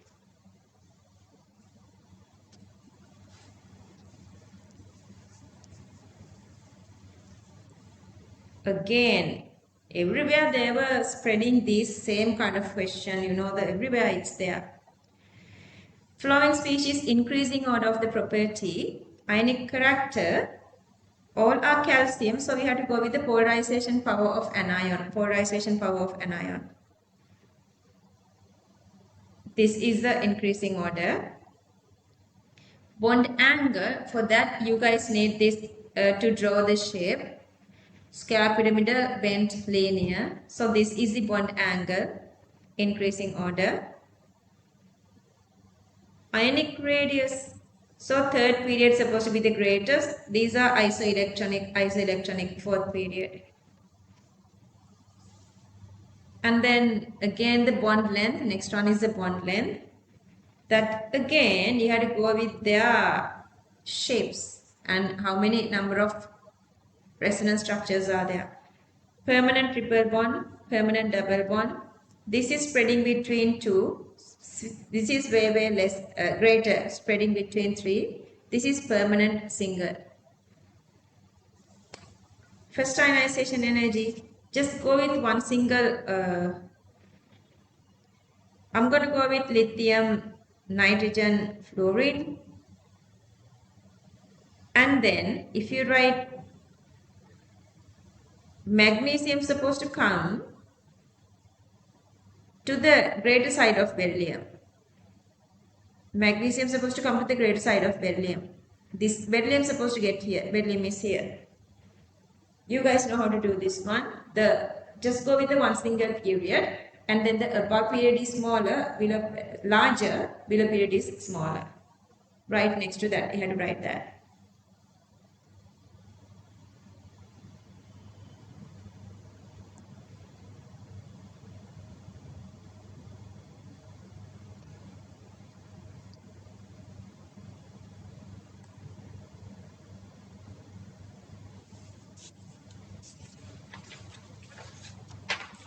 Easy peasy lemon squeezy. Anyway, that if you feel like that, I am glad that you guys are doing good.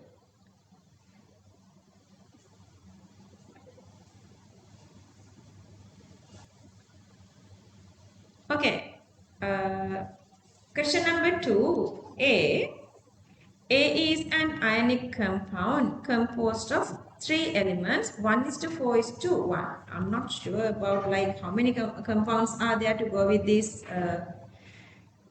element ratio, but I'm going to move on. And they say not in order. One of these are a D block, belong to 4th period of the periodic table. D block, 4th period. I'm going to go on. Flame test lilac. Lilac comes from what? Potassium. Then maybe it's potassium permanganate because this is coming from D block. Just give it a try. KMnO4 ratio 1:4. Potassium, oxygen, manganese 1:4:1. That's again true. So this is supposed to be KMnO4. And then B is also ionic compound composed of the same 3 elements. Yeah, same 3 elements are these three.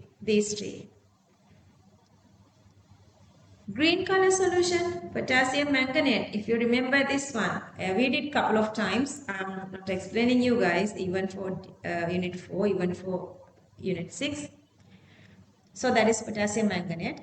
Viscous colorless liquid, only one viscous colorless liquid we know is H2O2. And then the disproportionation, that's definitely H2O2. That's definitely H2O2. C. D as one of the products. C is oxidizing agent as well as reducing. C is added to solution B. Brown precipitate E. Brown precipitate.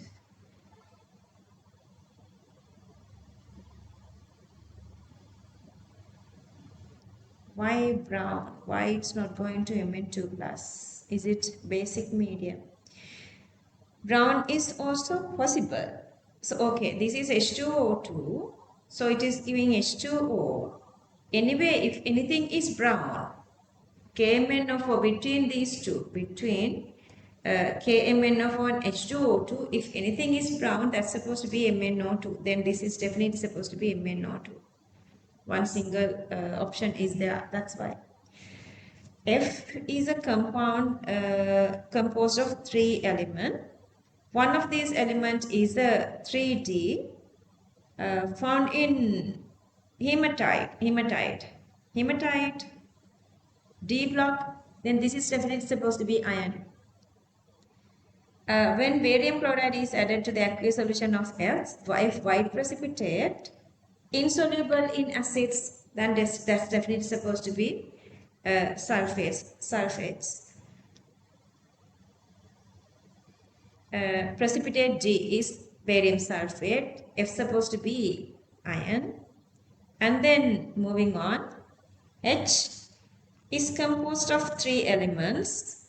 When an aqueous solution of H in a test tube is treated with a saturated solution of F, F is iron, F had iron, and we were adding H2SO barium chloride, then with till H2SO is barium chloride. So this is ferrous sulfate, okay, ferrous sulfate. F is the ferrous sulfate. Along the test tube, brown color, brown ring. So they are asking this complex, remember, they are asking this complex as well. But before that, brown ring goes with nitrites and nitrates. And then the species responsible for the brown coloration is I. Brown fumes are not evolving when dill H2SO4 is added. This definitely supposed to be a nitrate because NO2 minus giving this NO2. This is nitrate then.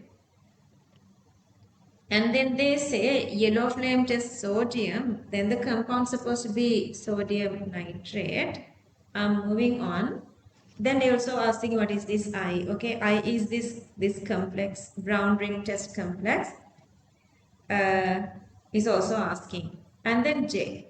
J is a sodium salt of the weak dibasic acid. On treating of the J with CaCl2, calcium chloride,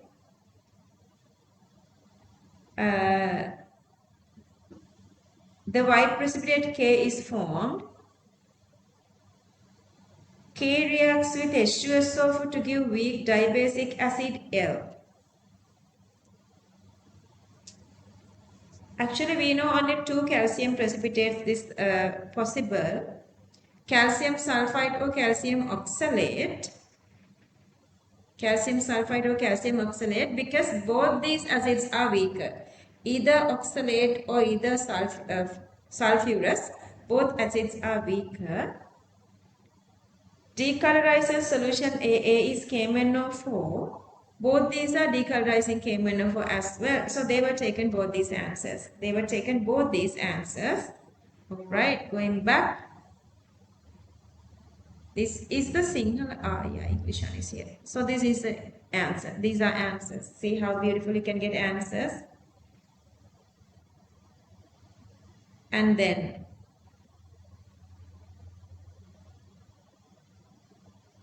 Okay, copy down the answers. Check your answers, then I'll show the rest. If you guys feel like the timing I'm giving you guys is not enough, pause the recording and get that part. If you want to write these descriptive answers. I'm just giving time for you guys to check answers.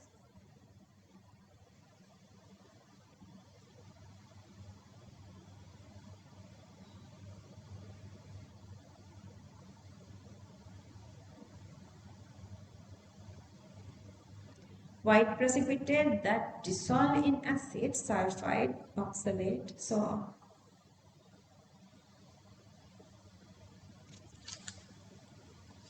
And these questions are beautiful.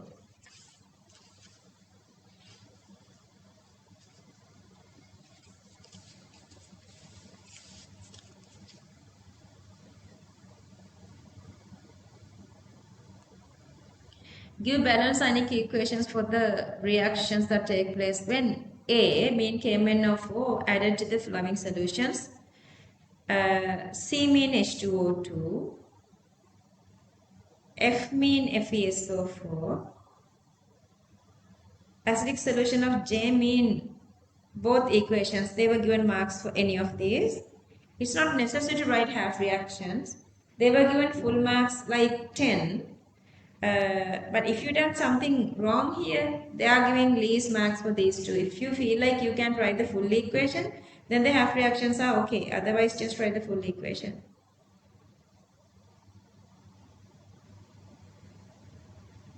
Balanced ionic equations are asking. Moving on. Give balanced chemical equations for the reactions that take place between flowering species. Okay.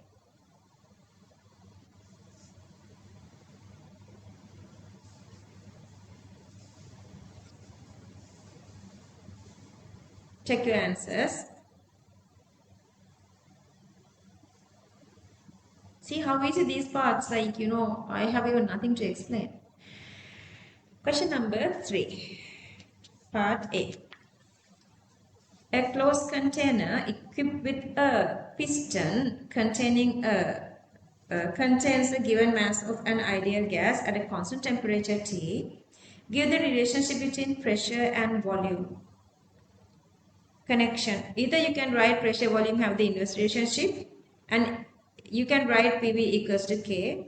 K just write constant. K is a constant. K write as a constant.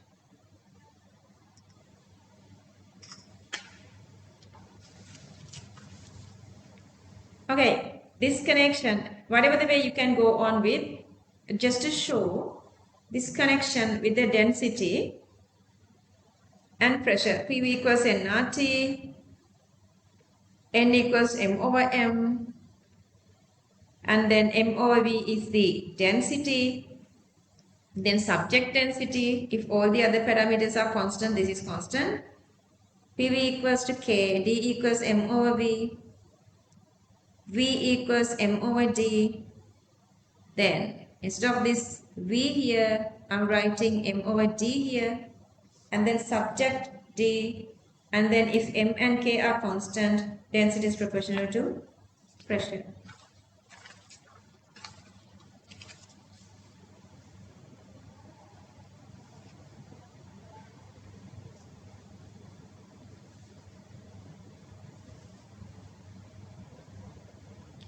Show the variation of pressure with volume of the system in one above at two different temperatures. Okay, higher volume, thermal expansion. Higher temperature, thermal expansion. So volume is high. So the graph is shifting upwards. Hyperbolic curve.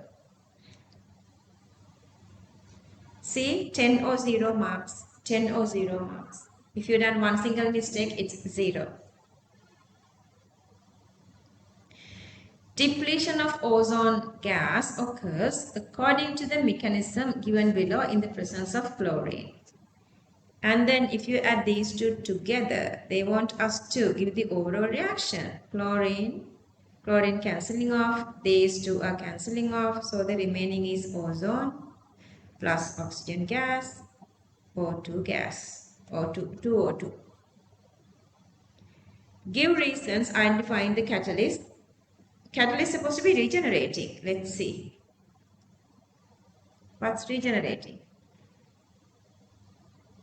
See, the chlorine gas is the only one regenerating here. Initial using and the end it's regenerating. Catalyst, chlorine gas, consumed in step 1 and regenerate in second one.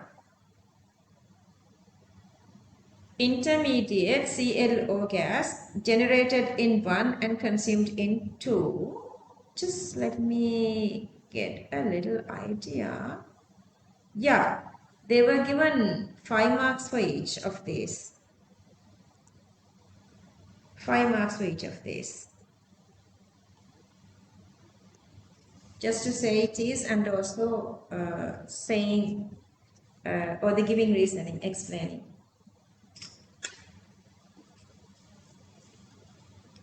The following graphs were obtained for an experiment carried out in reaction to the overall reaction, and see, they were taken this concentration versus rate. Both are the straight line going through the origin. Part 1, with the help of graph 1 and 2, deduce orders and then overall order, and then if the rate constant is K, they want us to write the rate reaction. You're going to write graph 1, a straight line going through the origin, 5 marks. Order with respect to ozone, 1 mark.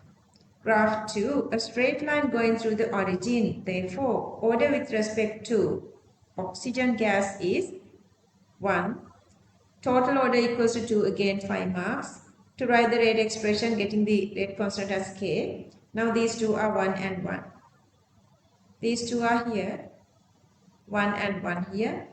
So that's again, they were given 5 marks.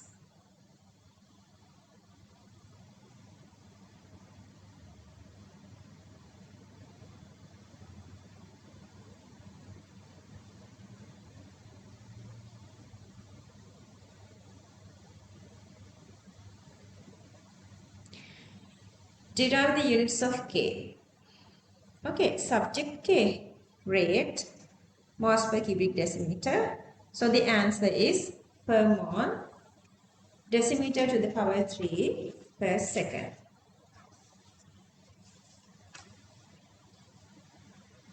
Okay, they were given all the data. Only unknown is K. Do the substitution. Now we know the order. Just find the K. 1 into 10 to the power minus 4 per mole cubic decimeter per second. I would still say these are questions I'm explaining this way.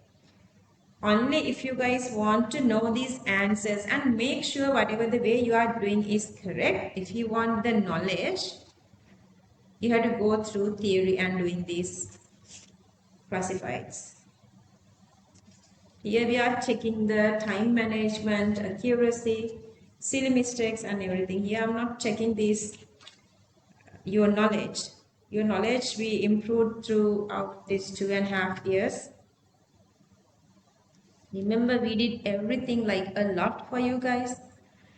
How much stuff we did together to get you guys here. Alright, question number 4. Okay, so they were giving all these C5H10, CnH2n, these supposed to be alkenes. And then none of them show geometric isomerism. No geometric isomerism, no cis trans. So double bond supposed to be come to the terminal. So that I'm just going to draw, always making this part as the same. Then what I can do is I can remove this one of the carbon.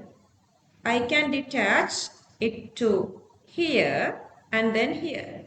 Only 2 possibilities, so that I have only 3 structures. These questions are beautiful and extremely easy. Okay, I can go with only 3. Then just follow whatever the things they are saying. Both A and B are chain isomers. Definitely be chain isomers because functional group is exactly, position is not changing. Position is not changing. B and C are chain isomer, means see the position of this is also changing. Chain isomer. B and C. Sorry, A and B. A and B. So these two are A and B. Then this one is definitely C. This one is definitely C. A and B are respectively treated with acidic conc H2SO4. If we add, so what happen is you are getting these three. You are getting these three. D are formed respectively of the two compounds. Only D shows optical. So this is optical. This is supposed to be A then. Sorted that out. We already know this is A. Then B can be sorted out very easily. But they were given some other information when you had hydrogen nickel. Both B and C are giving one single product. See, I was just also given this little sketch as well. For this question, this one is not again that relevant. It's easy peasy lemon squeezy. Easy peasy lemon squeezy. Okay, check your answers.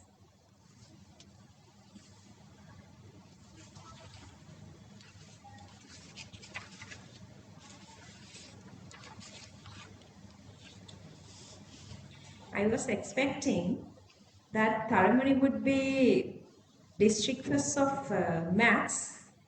I wasn't expecting that Deepna would be the district first of biology, but it's swapped. Tharamani became district third, but Deepna became district first. Deepna became district first bio. Tharamani became district third maths. Sorry, not the Tharamani, Purna.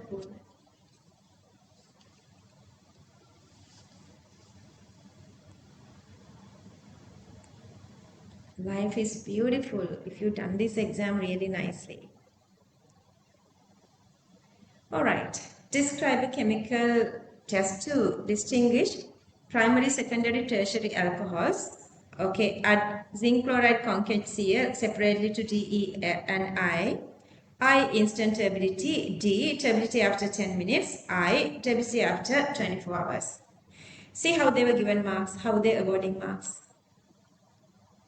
Alright. These products are asking again at the same time, since they were asking these reactions, what is the type here?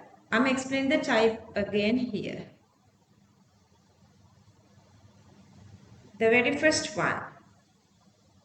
So, elimination, bromine and hydrogen. So, this is elimination. So, this is meta director. This week we did for 2027 auto meta para directivity, ring activity and deactivity. Okay, and then to meta position NO2, and this is electrophilic substitution. HBr addition, electrophilic addition, H plus is the electrophile. Nucleophilic addition, Cn minus is the nucleophile. And this is bromine gets away, nucleophilic substitution, Cn minus is the nucleophile. And these three. 4, 3, 1.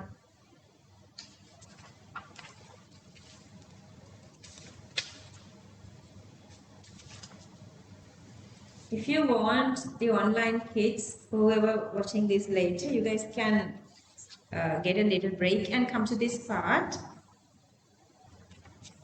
Question number 5a. Consider the reaction 1 given below at a temperature 800. Initially 0.45 moles of HI gas was introduced to 1 cubic decimeter, its constant. Evacuated rigid container at 800, temperature is also constant. Allowing to reach this equilibrium. So this is the equilibrium. This is the equilibrium. This is the equilibrium. And it was found 0.05 of H2 gas was present at equilibrium. Other papers, early papers, they were little by little guiding you guys from MCQs to structured essays to essay. But for this paper, couple of questions are like structured essay questions of MCQs. But couple of MCQ questions are same as this essay question. See, again they are asking us essay question that we done this kind of questions already too. MCQs. Make sure little by little, like the complication is increasing, but you don't feel that because you have the best knowledge. Calculate the KC. Alright, so this amount is initial HI is 0.45 and then they say at the end H2 is 0.05. 1:2 ratio. So the dissociation is supposed to be twice of that. And 1:1 ratio, same item supposed to be coming to the medium. So that, remember, this time they were not given marks, but no, they were given marks. You are writing this stuff. So 3 marks, writing the unit here, 1 mark. That's why students are reaching 99.6, 99.7, but not exactly 100. Now I'm practicing my students to reach 100, avoiding these small silly mistakes. Let's see how this is going. And then write the expression and then get the answer. So that KC1 equals 49. KC1 equals 49. Part 2.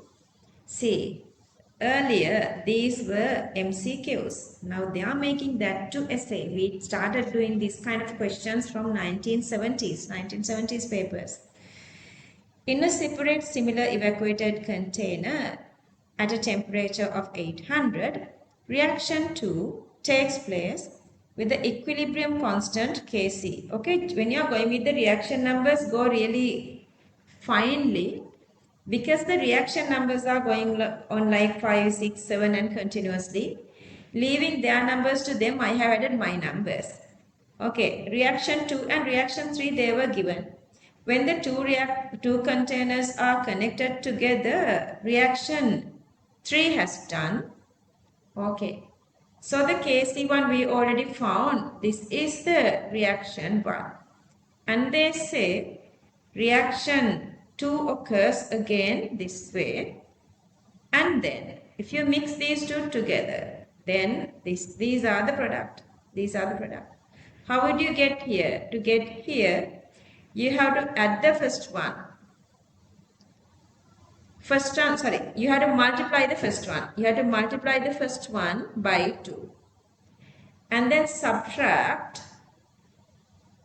this, the made one, let's say that is my fourth one. Subtract the second one from the fourth one.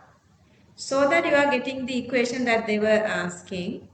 Okay, you guys know multiplication is the power, subtraction is the division here. So that this is a connection. KC1 we were calculated here and this one KC2 they were given as a data. Question number, that part 2, KC3, 2 into 10 to the power minus 5 moles per cubic decimeter. Part 3.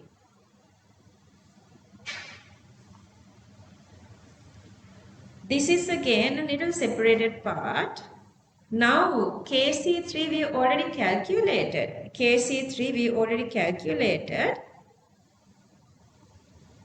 And then they were given H2S, S2 and HI. KC3 we already calculated. We know this. And we know these three. Only unknown is I2. Simplification is little taking time, but I was just giving you guys the smallest, simplest way. Volume is 1 cubic decimeter, so no worries with the concentration. So that's the concentration, but they are asking number of moles. Since the volume is 1 cubic decimeter, number of moles is 2.5 into 10 to the power minus 5. And then the next part, after adding extra I2, this is the initial condition.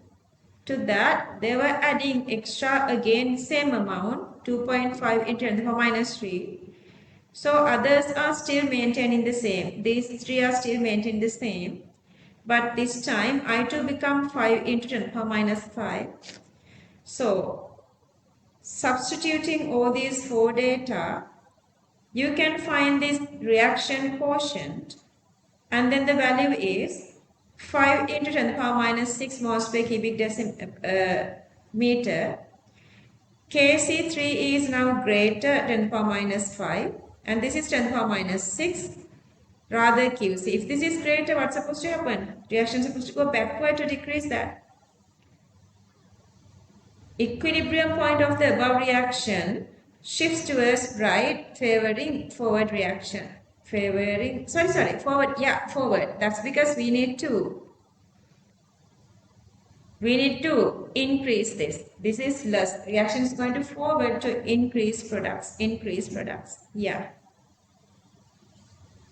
Sketch the variation. Okay. Initial conditions are here.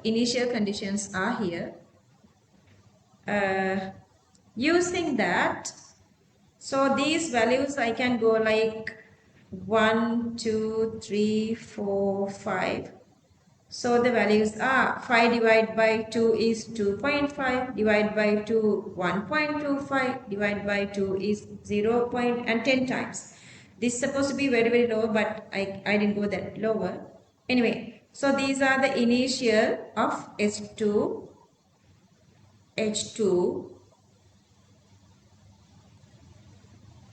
I2 and HI, because H2S and I2 are same. Initially these two are same. That is I2 and H2.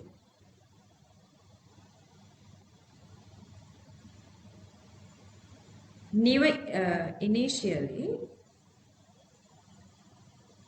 HI 5 into 10 to the power minus 5, and then I2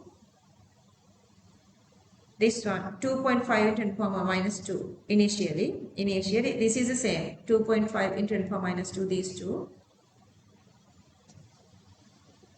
and then S2 minus is this one 0. Because I made all these to 10 to the power minus 5, 10 to the power minus 5 for make it easier. Now what happened? You are adding excess of this one. So this one, if I go with the normal line. Okay, this one I2 you are adding instantly. So it's instantly increasing. But with the timing it is decreasing, but you remember never it goes to the initial or lower than that. This is wrong. So always this line and this blue line, let's say the green line is always supposed to be greater than the red line. Okay. Anyway, that's for this is increasing instantly, then again decreasing, then comes to this constant, that is I2. And then the next one, what happened? I2. So you are adding I2, reaction is going to forward. H2 is supposed to be decreasing.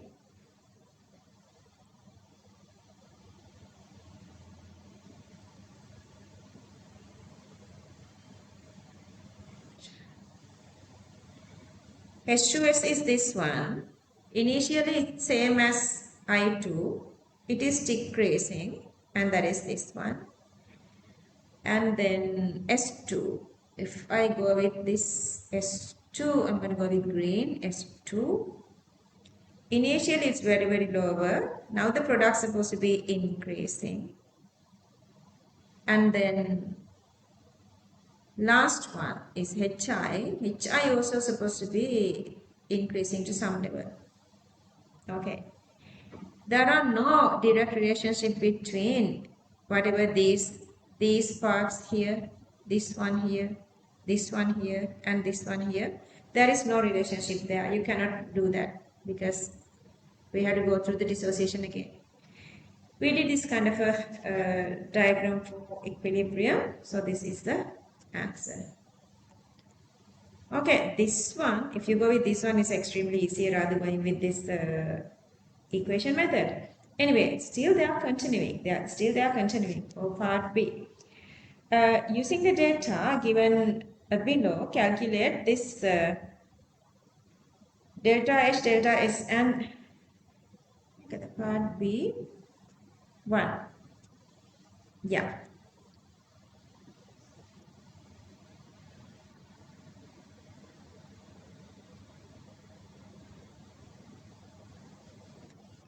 Okay, so they were given data to go for. This is the equation they are asking, H2 and I2, this is the equation they are asking. And they were given data going from I2 solid to I2 gas, I2 solid to I2 gas, that is this, I have given two different colors, okay? The blue one, this is blue one is for enthalpy, and let's say the orange one is the entropy, okay? This is for this one, and also they were given this from H2 gas and solid I2. This is also they were given, this one is they were given enthalpy and entropy. Alright, so thermochemical cycle for reaction, enthalpy. So the difference between 7 and 8 these equations, okay, 7 and 8 equations. So minus 10. And then for reactions, entropy between 7 and 8 again. And the answer is 150. Okay, it's minus 55. If you go with delta G naught equals delta H naught minus delta S naught.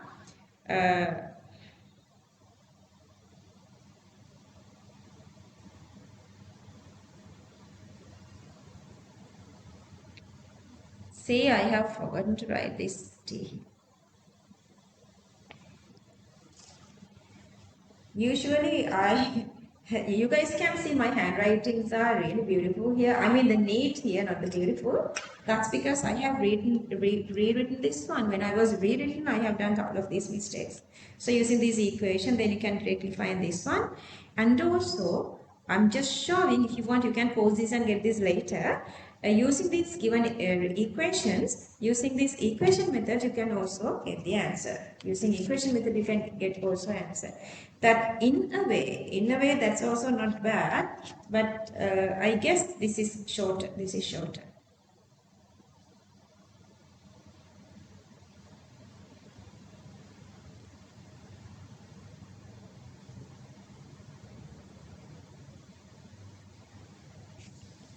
Part 2.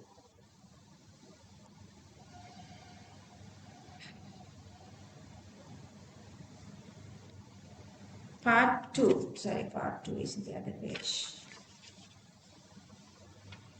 And then using the data given below, calculate again these three for the reaction 5. Reaction 5. They were given reaction 5 here. That's why I have gone 6 and 7 like after 4, because reaction 5 they were given. But again, they were given formation enthalpy data. That's again extremely easier. And I'm going to go with the state function method to calculate reaction 5 enthalpy, entropy, and then through that gives free energy. This time they were not given marks for this 0, but I made sure to write that. Make sure that whatever we learned so far, we are not doing any mistake, because we want to reach this highest result score, whatever to go to our dream faculty. Alright, the same way, using data, just do the substitution for entropy as well. So that enthalpy 167 kilojoules per mole, entropy for the fifth reaction 90 joules per Kelvin per mole. Again, I was missing T here.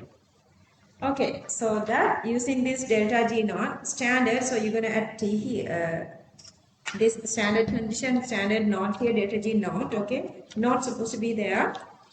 Since they were given marks for this one earlier, this time they were not given marks. Anyway, once you calculate delta G naught equals 140 kilojoules per mole, 140 kilojoules per mole.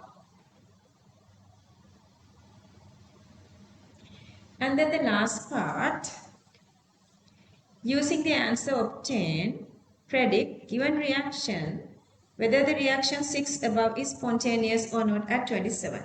Okay, from the part 1, it's delta G4 minus 54, and then the part 2, delta G naught 5 is 140. So these two equations 4 and 5. If you multiply the fourth equation by 2 and add the fifth equation to that, you can get the sixth equation. So this is the sixth equation that they are given. So I'm going to do the same for the Gibbs free energies. I'm going to do the same for the Gibbs free energies. At the end of the day, you're going to get this plus 30 greater plus, so that the reaction is non-spontaneous. Reaction is non-spontaneous.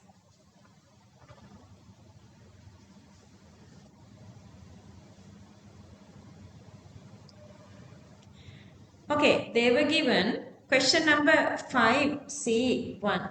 See how long this question. Always question number 5 is very long. Whenever if it is connecting to equilibrium, usually it's longer.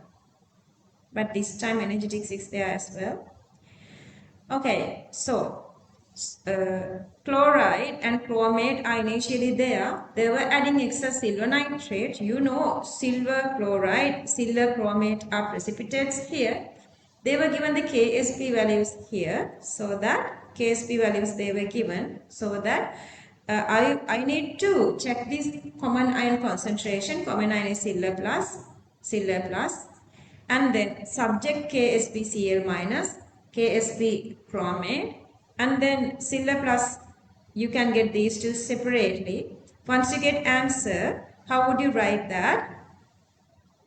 Since silver plus needed to precipitate to silver chloride is less than silver plus needed to precipitate to silver chromate. For this part, they were given 2 marks. 2 marks. Silver chromate solid precipitate first, so they were given another 2 marks. So it's not only you are just saying this is precipitating, you have to explain that's because silver plus is less. For that they were again given marks. And then again the same thingy. When silver plus concentration is greater than 2 into 10 power minus 5, silver chromate starts to precipitate. See, silver chromate to precipitate, this value is supposed to be 2 into 10 power minus 5. At that time, silver chromate is precipitating. They are asking chloride concentration. So using this concentration for silver plus, see, we have to write equation for silver chloride because they are asking chloride. So that here we have to go with the KSPAgCl. That's given as a data. Then chloride concentration at that time is 8 into 10 to the power 6 moles per cubic decimeter.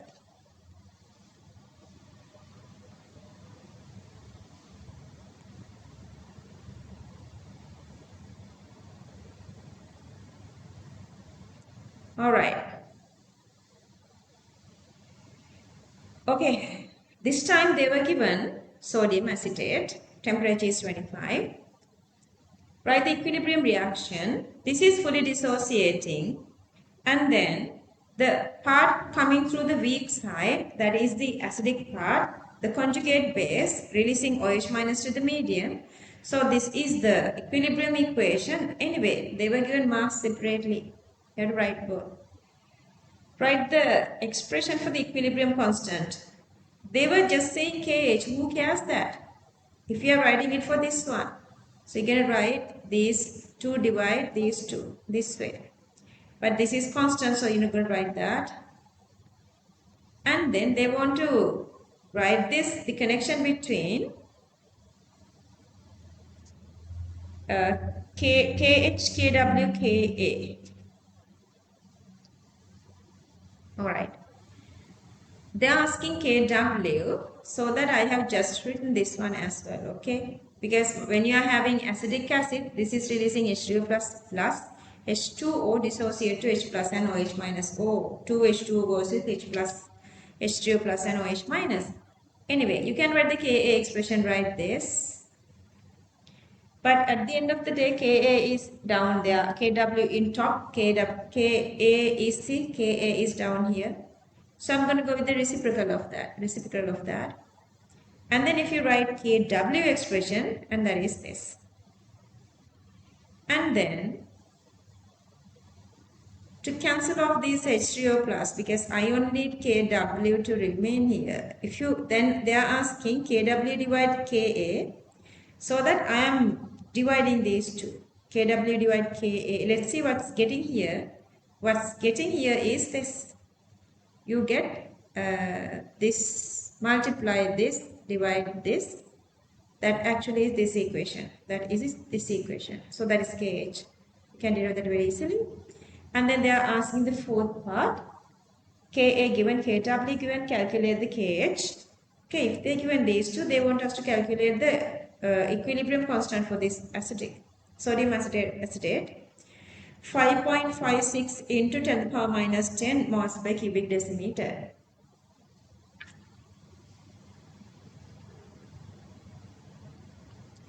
Okay, part 5. Portion of 25 cubic centimeter of 0.1 m sodium acetate solution. Sodium acetate 0.1 m. Titrate with a solution of 0.1 mHCl. 0.1 mHCl. They ask us to find the volume. Stoichiometric ratio is 1:1. See, 0.1. 0.1.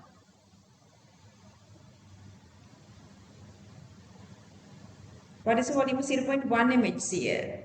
And then the stoichiometric ratio is 1:1. So if this is 25, this definitely is supposed to be 25. That's all. Just need to say this. That's all they're expecting. And then calculate the pH of the solution at the equivalence point. To get the pH, okay. So this is 25, this is 25, fully using. Same amount of this is making, only this is in the medium. And then the total volume is 25 plus 25, it's 50. Divide by 50. So this is the concentration. And then it's weak. Oops.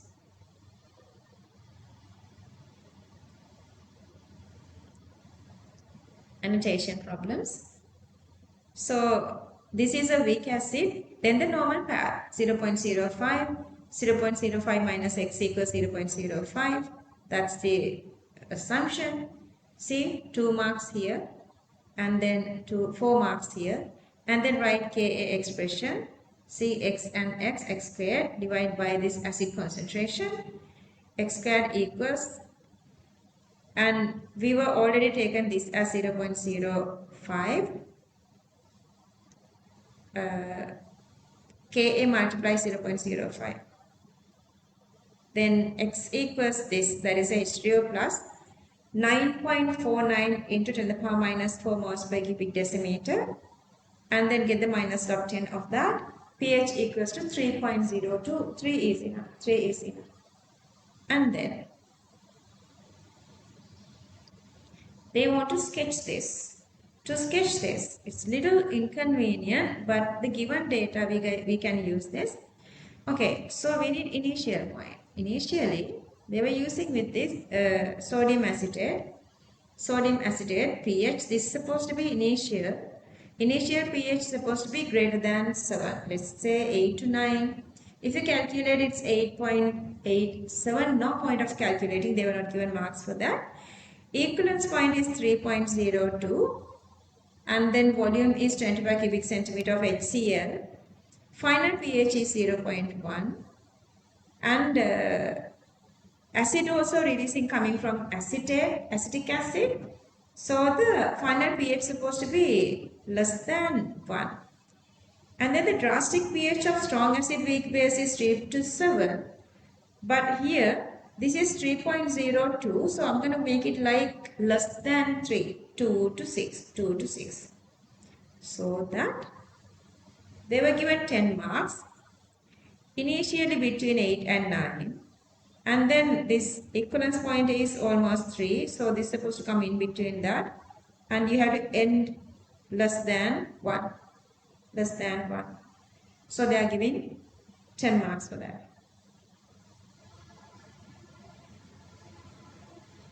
States an indicator which you can, okay, this is weak base, strong acid. So you guys need the acidic indicator. The best one is the methyl orange, 3.1 to 4.4, and the mid value is 3.7. This is, you cannot go here. This is 3 is like little less. And 4.1 is little away from 3.2.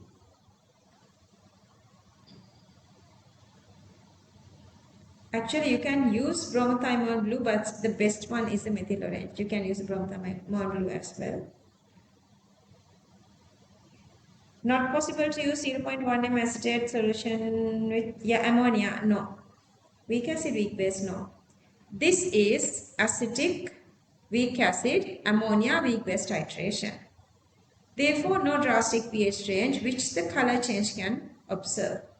Since no suitable indicator exists, difficult to detect endpoint. 6 marks. 6 marks for that.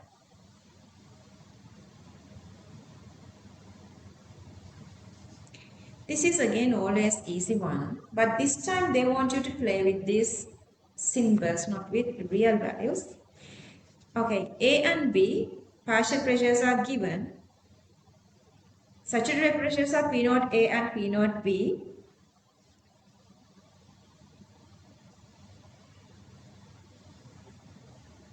Molar fractions initially 0.2 and 0.8 are the moles. So the molar fractions I have calculated 1 over 5 and 4 over 5.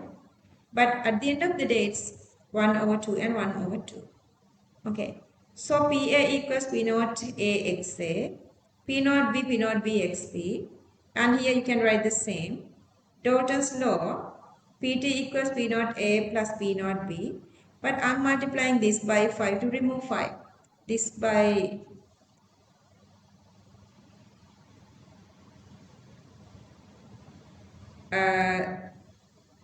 remove 5, multiply with 5, remove 5, and then you are getting this one. Okay, and then this one. You have 3 here. Then I multiply with 3 to remove 3 so that I can come up here.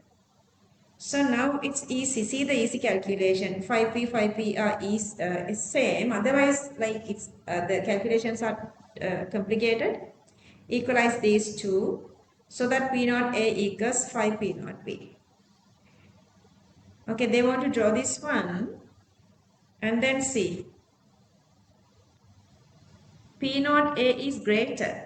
It's 5 times P0 B. So the P0 A is greater. P0 B is less. So this is the diagram then.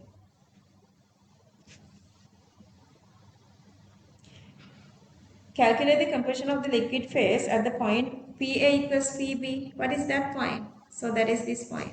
See? Only at this point, both these are equal. This is PA, this is PB, both are equal. At that time, they want us to calculate the composition. Okay. PA equals P0 XA, PB equals P0 B XB.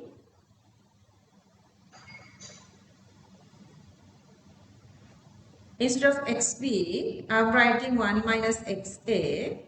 But as a data, we know PA equals PB. So that instead of this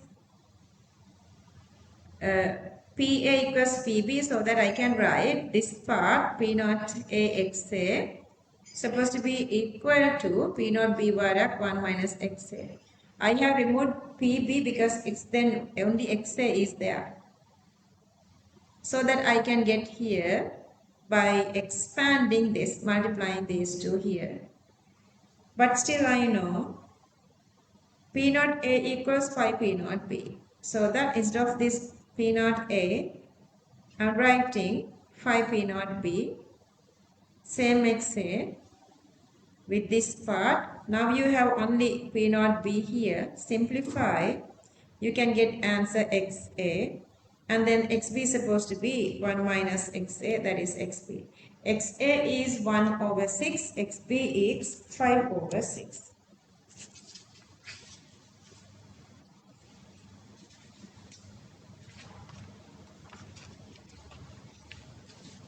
Moving to question number 7.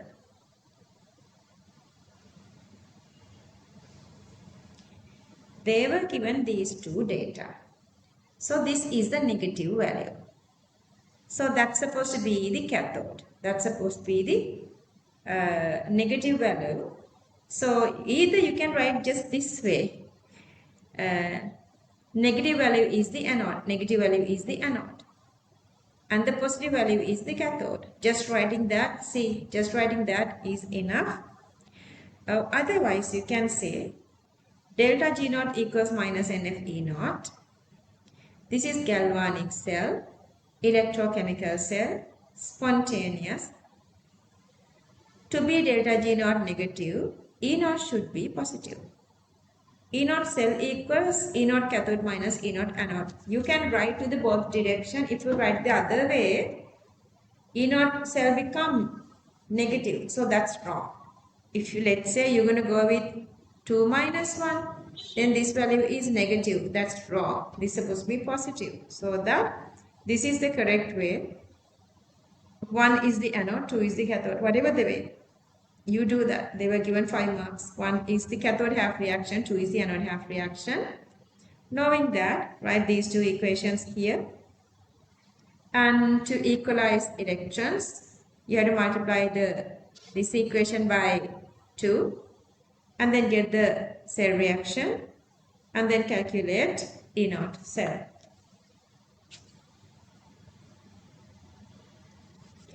Don't give up these electron questions, those are very, very easy. And then the part 4.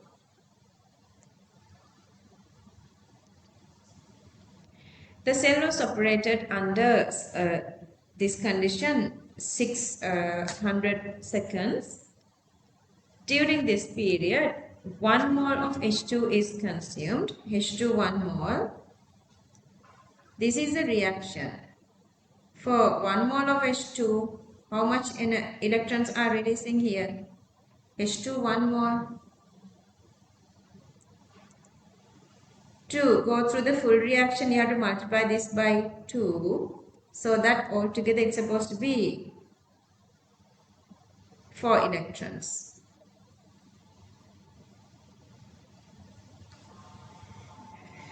Four electrons.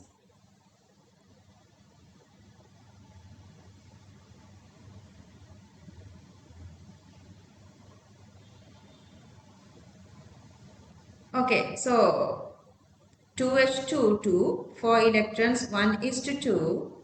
So that number of moles of electrons per 1 is 2. But you have number of moles of passing through the cell, so that is 2. The ratio is 1 is to 2. So they say number of moles of H2 is 2 mole. So that a number of moles of electron passing through the cell is supposed to be still the same.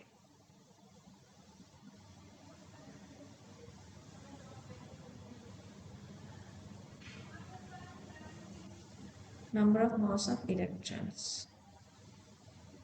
1 is consumed. Sorry, this is 1 mole. This is 1. 1.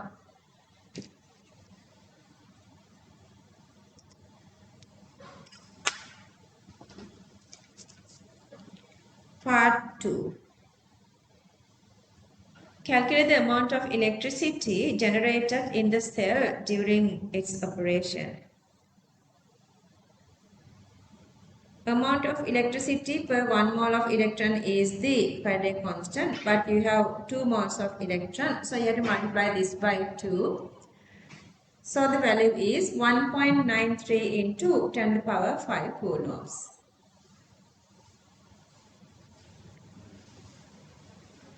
Online kids are here.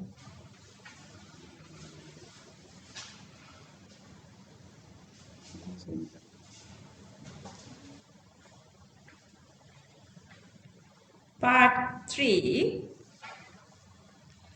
Assuming that the current drawn from the cell is constant. Constant mean during that operation time, that is 600 seconds, calculate value of the current. Alright, Q equals IT. Q we already calculated this value. And then the time they were given as 600 seconds. So that the current is 321.67, 322 ampere, 322 ampere. Alright, this part sounds like little like different, difficult, or like the new, but still it's not new. You can go really nicely with this part as well. Huh?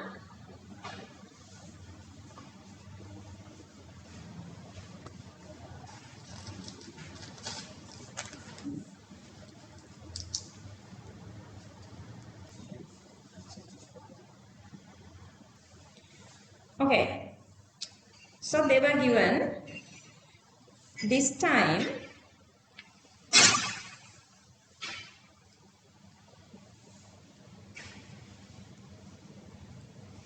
part 7a, 5a.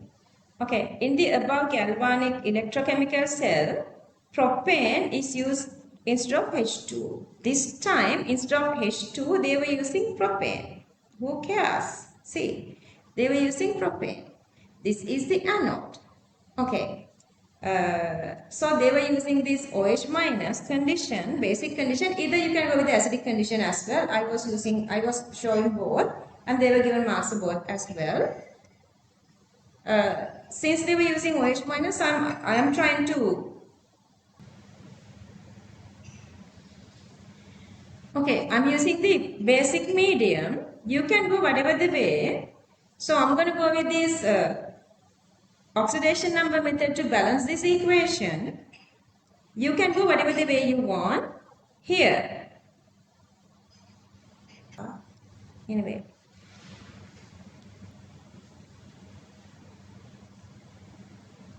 Okay, whatever the way, if you go like this, if you calculate around this hydrogen, carbon is electronegative, hydrogen is electropositive. So from each of these hydrogen, you're going to get 1, 2, 3, 4, 5, 6, 7, 8 charges. So the oxidation number of hydrogen is plus 8, for carbon it's minus 8. And for carbon dioxide, the very first, like, you have 3 carbon here, so 3 carbon dioxide, and then 4 hydrogen here, so that 8 hydrogen here for H2O. So that you have here minus 8, and this is going from minus 8 to plus 4 into 3. See, you have 3 carbon here, so plus 4 into 3, that is 12. So that you are going from minus 8 to plus 12. Minus 8 to plus 12. So that how many electrons? 20 electrons. 20 electrons. Everything else is balancing with inspection method. You can get this answer very easily, or otherwise if you go with H plus, adding another OH minus here, H plus and H plus will be on both sides, then H plus is remaining here. So you can get 20 H plus. Anyway, whatever the way. So, basic medium and acidic medium, these are the balancing equations.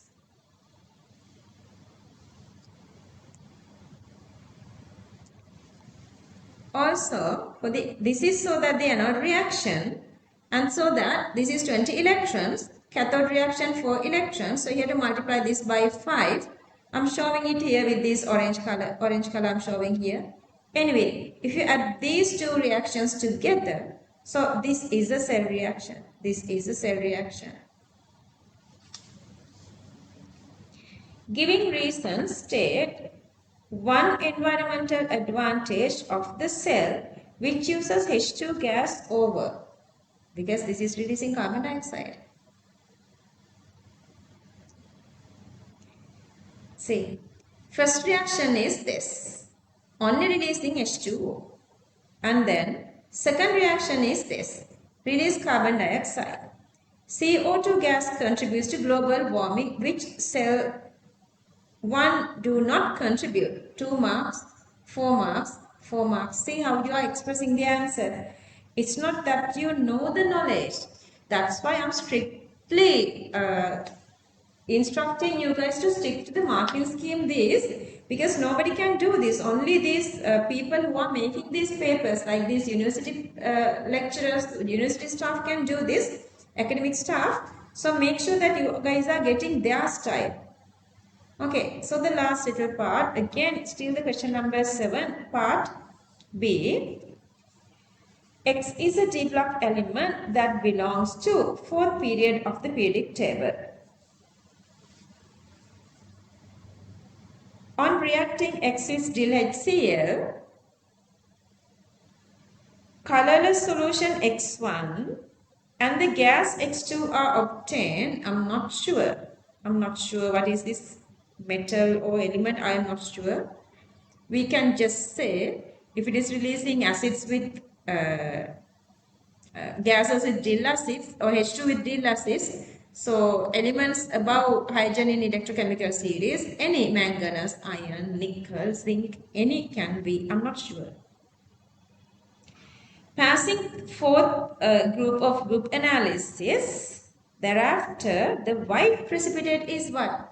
That's definitely zinc sulfide. See, the very easily you can just stick to this answer. Zinc sulfide, white precipitate. Once you go on and on and on, all these are, so X is zinc, adding HCl, zinc chloride and H2, and then it is giving zinc sulfide group analysis, adding HCl, it is releasing H2S, and when you add sodium hydroxide to zinc chloride, it is producing zinc hydroxide, add excess dissolving, add excess ammonium hydroxide also is dissolving. Alright, so answers. Then they are asking electron configuration of X. Explain why X1 is colorless and then the IPAC naming of X6. Why it is colorless. Okay. 4S03D10 to occur colorless. To occur colors, there are no D1 to D9 partially filled d orbitals in zinc 2 plus ion. Therefore, all d orbitals in zinc 2 plus completely filled. And then the complex tetraamine zinc 2 ion. Tetraamine zinc 2 ion. Seriously, this question is again longer. Y is also a D block element that belongs to the same row that is a fourth period. Fourth period. Okay, zinc. Okay, these are the set. Then they say Y has two common oxidation numbers N and M, plus 2 plus 3. Pink color coming through cobalt or manganese, cobalt plus 2 plus 3 and manganese plus 2 plus 3 plus 4 plus 5, there are 4. Two common oxidation numbers are coming from cobalt. Let's say I'm still not sure, just going to go further. M is greater than N.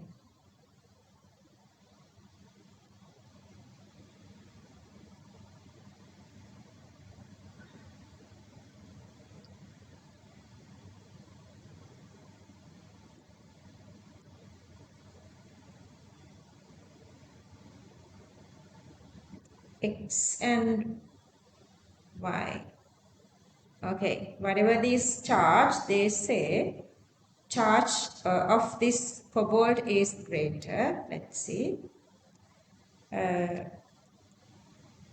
Two common oxidation numbers N and M. M is greater than N. Common oxidation numbers are 2 and 3. Then you guys know 2 and 3. M supposed to be 3. M supposed to be 3. M supposed to be 3. N supposed to be 2. yn plus forms the pink colored species y1. Now you can go on. Now you know it's definitely cobalt. Adding water. So this is a pink color one. Okay, you can just go on. Whatever the way they are asking, you guys can just go on. This sodium hydroxide, cobalt hydroxide, pink. Basic H2S, black cobalt sulfide, and conch ammonia, yellow complex, atmospheric O2 oxidation, brown, red, we did that also. HCl, this is blue, we did everything. And then, yeah, oxidation numbers. I mean, MN, they are only asking these values. And then electron configurations. And this Wi-Fi IPAC naming. Tetrachloridocobaltate 2 space ion.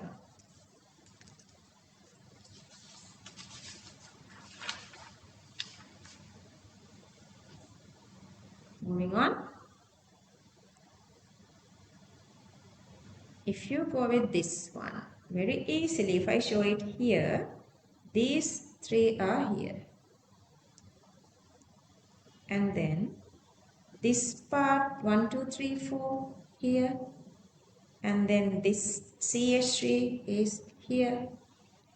Usually the easiest way is the Grignard, but they were not given the Grignard reactants here. Grignard reactants not given, but they were given this acid light set.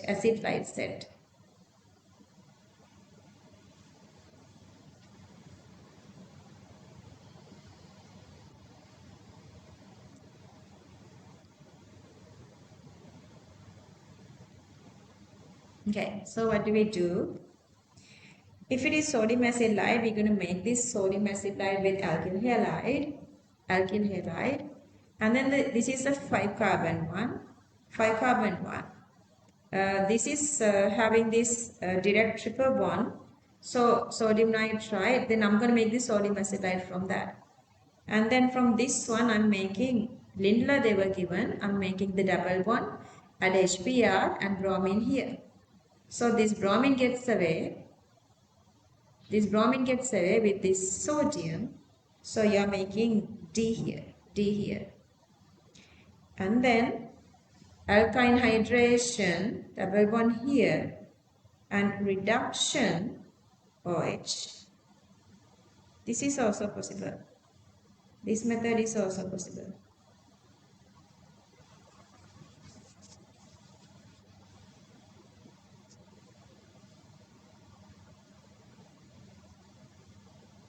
These are easy peasy lemon squeezy.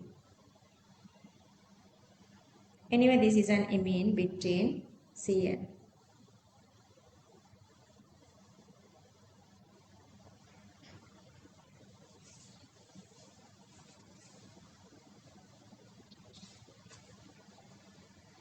This transformation again they are asking CH2OH and chlorine both are para, but the connection is meta.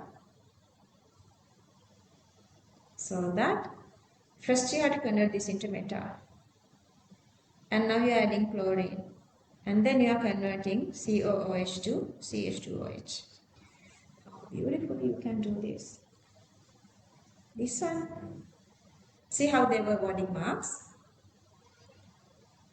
Lots of methods are here. See. This method, whatever the method you have done.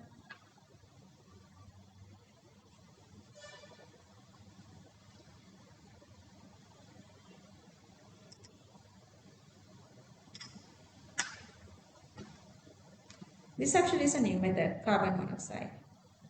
Okay, part 2. Aldol, easy peasy lemon squeezy aldol. PCC here through aldol, gonna get here, and then reduce sodium borohydride methanol. Lithium aluminum hydride is also possible.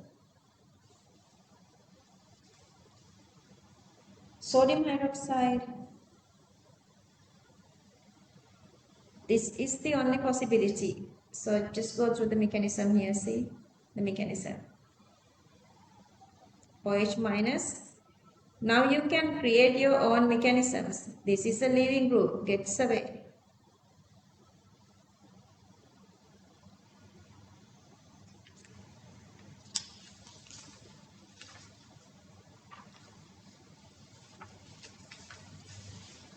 Since now you guys know all these mechanisms, whenever they are asking to derive you a special mechanism, you should be able to do that.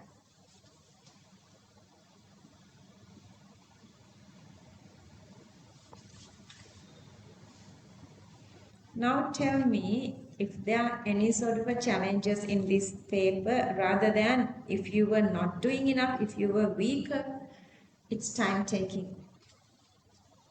And you guys know Deepna came only to me. No rumors at that time because... Alright, question number 9. A and B are water-soluble inorganic compounds.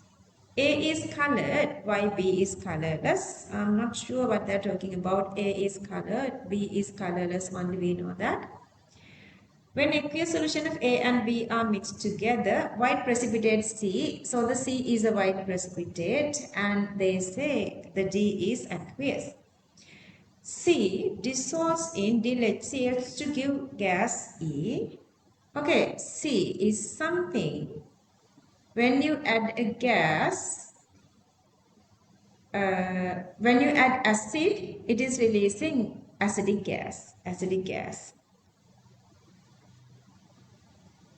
A pungent smell as one of the product. Pungent smell, I'm not sure, let's see. Pungent smell gases, a couple of are there, like, you know, the NO2, SO2, H2S, all these acidic gases. I'm not sure. I'm just gonna write these, I'm gonna leave it there. Pungent smell as and also they say this is reacting with potassium dichromate, so it cannot be carbon dioxide, so these are supposed to be the gases. I'm gonna come back. Addition of dill ammonium hydroxide to an aqueous solution of A. Then I'm coming back to A. Add ammonia, it turns green. Nickel hydroxide or copper hydroxide is green.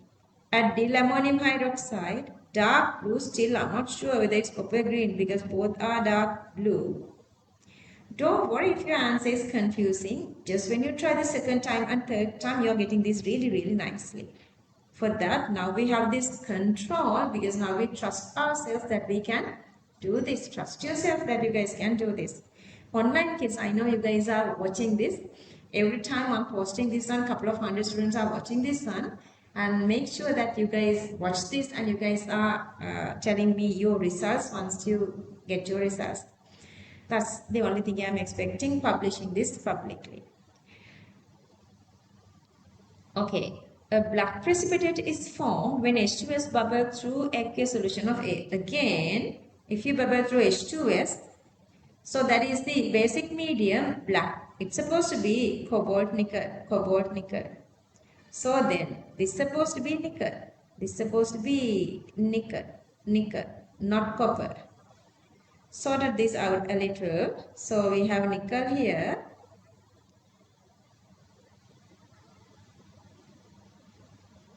On addition of silver nitrate to an aqueous solution of B, I'm coming back to B, adding silver nitrate, a white precipitate H,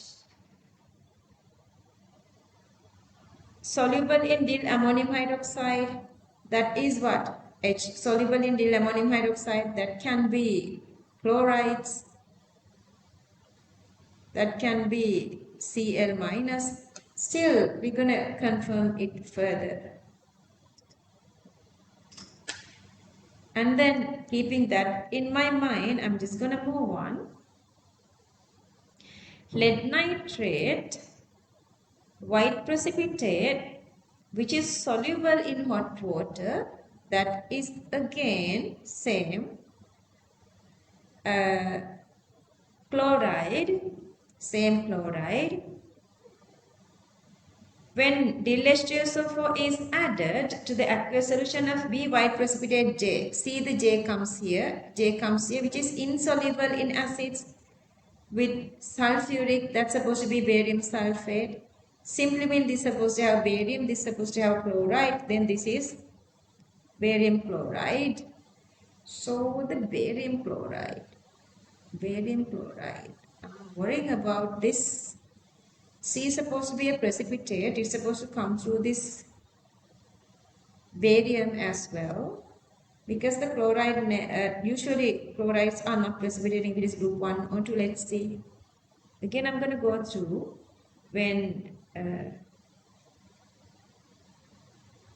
dill H2SO4 is added to an aqueous solution of B, a white precipitate J, which is instead of dill HCl, B gives a green color fume in a flame test. That's confirmation. This is confirming. This is barium. But we have a little issue here. Which one is this one? SO2, H2S and NO2. And nitrates we cannot go with, nitrites water soluble. Barium sulfide is water soluble. This is supposed to be SO2 coming from sulfide or sulfate. But this is sulfide because if it is thiosulfate is supposed to give sulfur turbidity. NO2 no precipitate, this is turbidity, so this is supposed to be SO2 coming from SO3 2 minus. Okay, so that, see, these are answers. You can figure out everything then. Barium chloride plus nickel sulfide gives barium sulfide plus nickel chloride.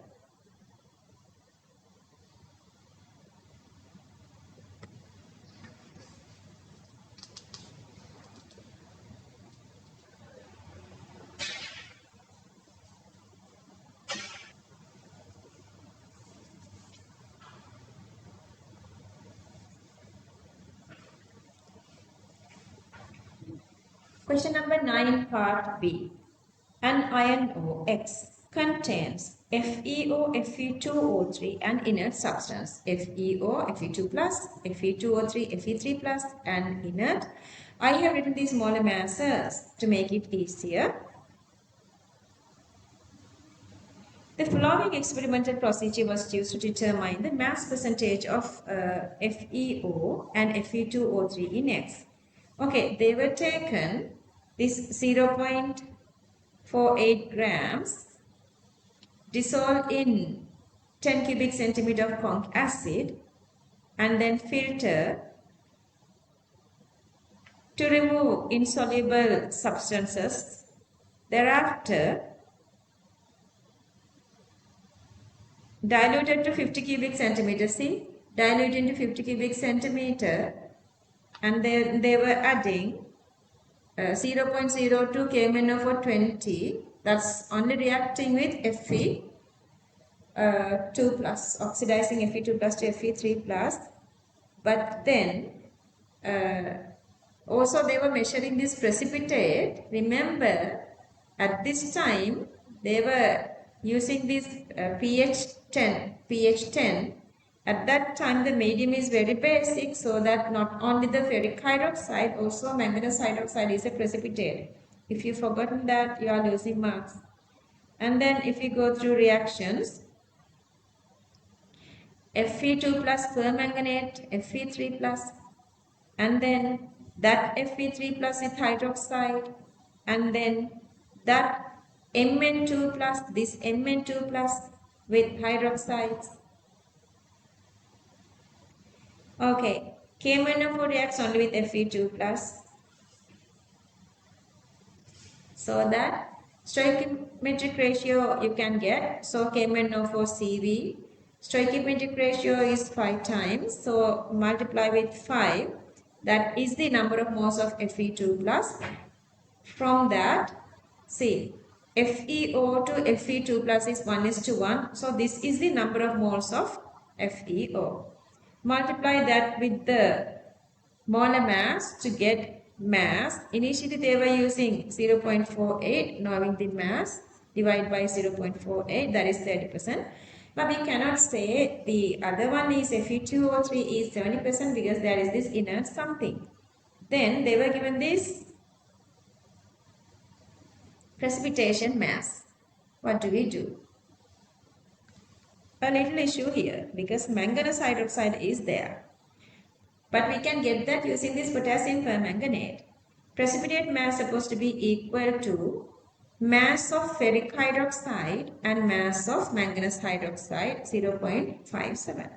But Fe2 plus equals FeO number of moles. That's supposed to be equal to the number of moles of ferric hydroxide. And then if you multiply that moles with the molar mass of ferric hydroxide, we know the mass came from ferric hydroxide to this. Now we know this part. This part is this part. Totally 0.57. Okay, if we subtract, then we can get the manganese hydroxide. Okay, but still, that is the coming through this Fe2 plus. Okay, but again, original Fe3 plus also given this mass. Remember, this ferric hydroxide is coming through Fe2 plus ferric hydroxide and Fe3 plus ferric hydroxide as well. So now we calculated this part. If we calculate this part, if we subtract those two from this one, we can find this Fe3 plus. That's what I'm going to do. Focus well. So the manganese hydroxide, knowing this potassium permanganate, manganese hydroxide number of moles is the same 1:1. Multiply with its molar mass, then you have the manganese hydroxide precipitate. So the total ferric hydroxide, so that equals to, that mass equals to total precipitate mass minus ferric hydroxide came through FeO minus manganese hydroxide came through Mn2 plus, so that you can get the mass divided by the molar mass, number of moles, and then that number of moles, see, ferric hydroxide to Fe2O3, that is, see, 2 is to 2 and 1 here, so the ratio is 1:2. So that you have to divide ferric, to get this ferric hydroxide you have to divide by 2 because 1 become 2 here.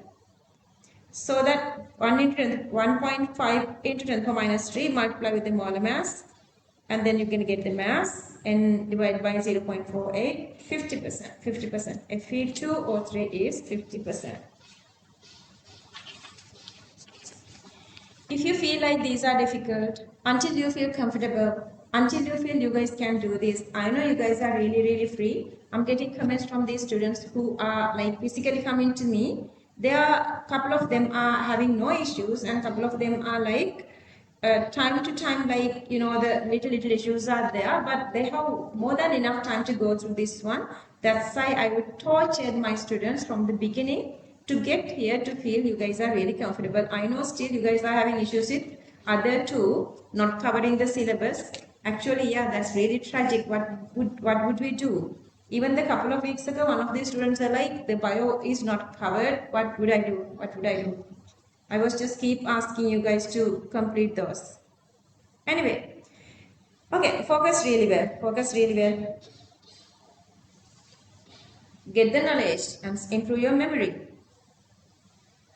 Manufacture of H2SO4 acid by contact process. State the three raw materials. Sulfur or petroleum refinery or whatsoever, and then the A and H2O. And then balanced chemical equations are asking sulfur with oxygen SO2, SO2 with oxygen, then you have to write this like, you know, this passing through this V2O5 beds.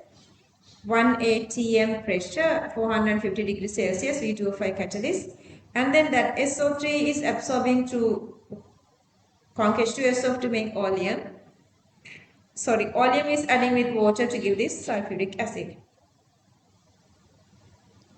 They were not expecting physical states.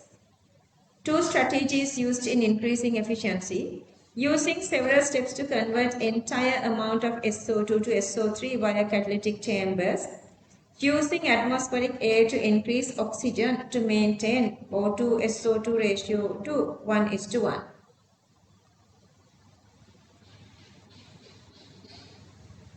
Two principles used to determine optimal conditions. explaining using above reaction.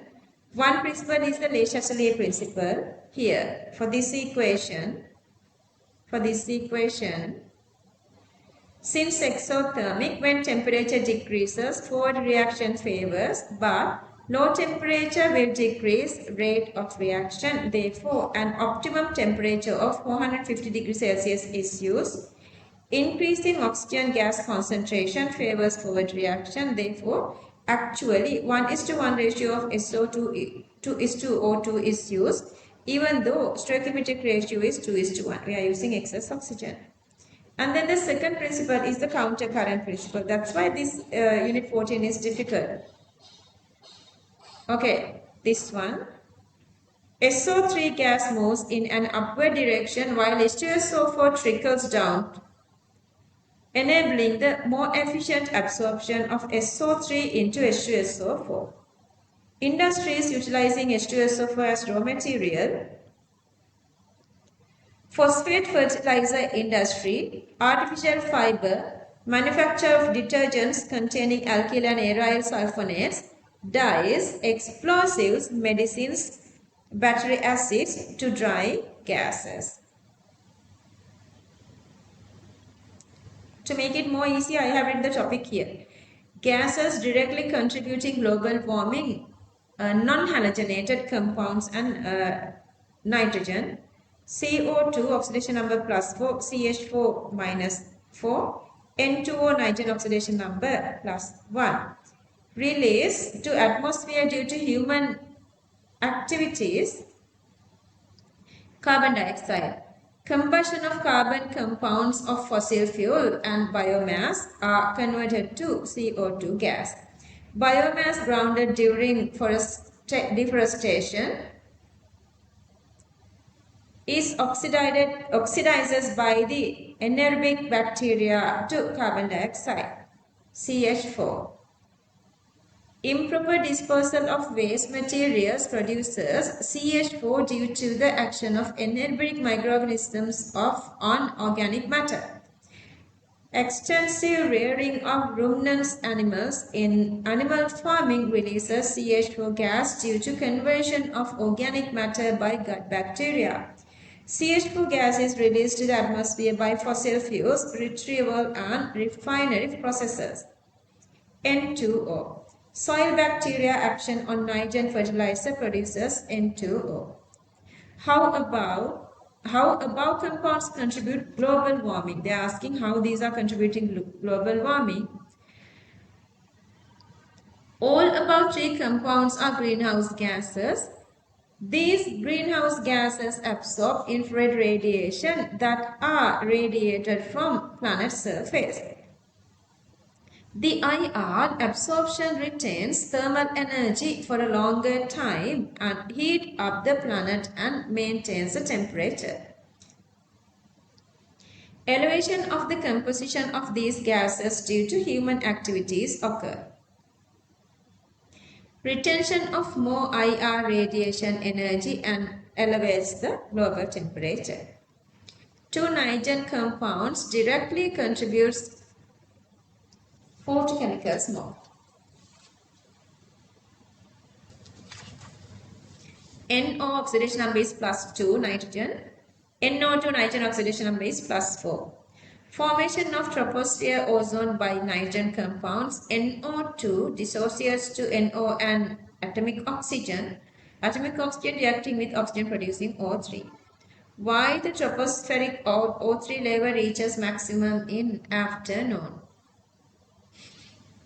Solar radiation is an essential factor for photochemical smoke. Intensity of solar radiation is reaching maximum at noon, and therefore photochemical smoke reaches maximum level in the afternoon. 3 water quality parameters affected by dissolution of NOx and SOx: pH, acidity, electrical conductivity, algae nutrients, nitrates and phosphates, heavy metals, these are heavy metals, water hardness, heavy metals are arsenic sulfide, cadmium, lead and mercury. Water hardness increased by calcium, magnesium level. Chemical products released to plant sources.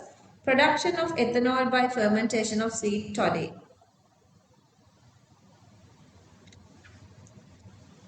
Okay, sucrose. Here sucrase enzyme, glucose and fructose. So glucose and fructose with yeast, methanol and ethanol and carbon dioxide. Why? Need to remove free fatty acids from plant oils during production of bio-oil. To obtain biodiesel of high purity. To have high yield of biodiesel. Free fatty acids reacts with sodium hydroxide to give soap.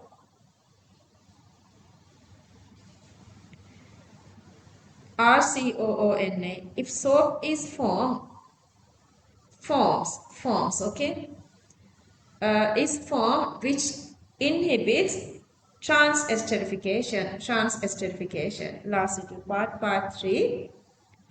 Explain briefly why essential oils can be extracted from plants by steam distillation at low temperature, lower than the boiling point of boil. Okay, they are asking steam distillation principles. Essential oil and water are immiscible.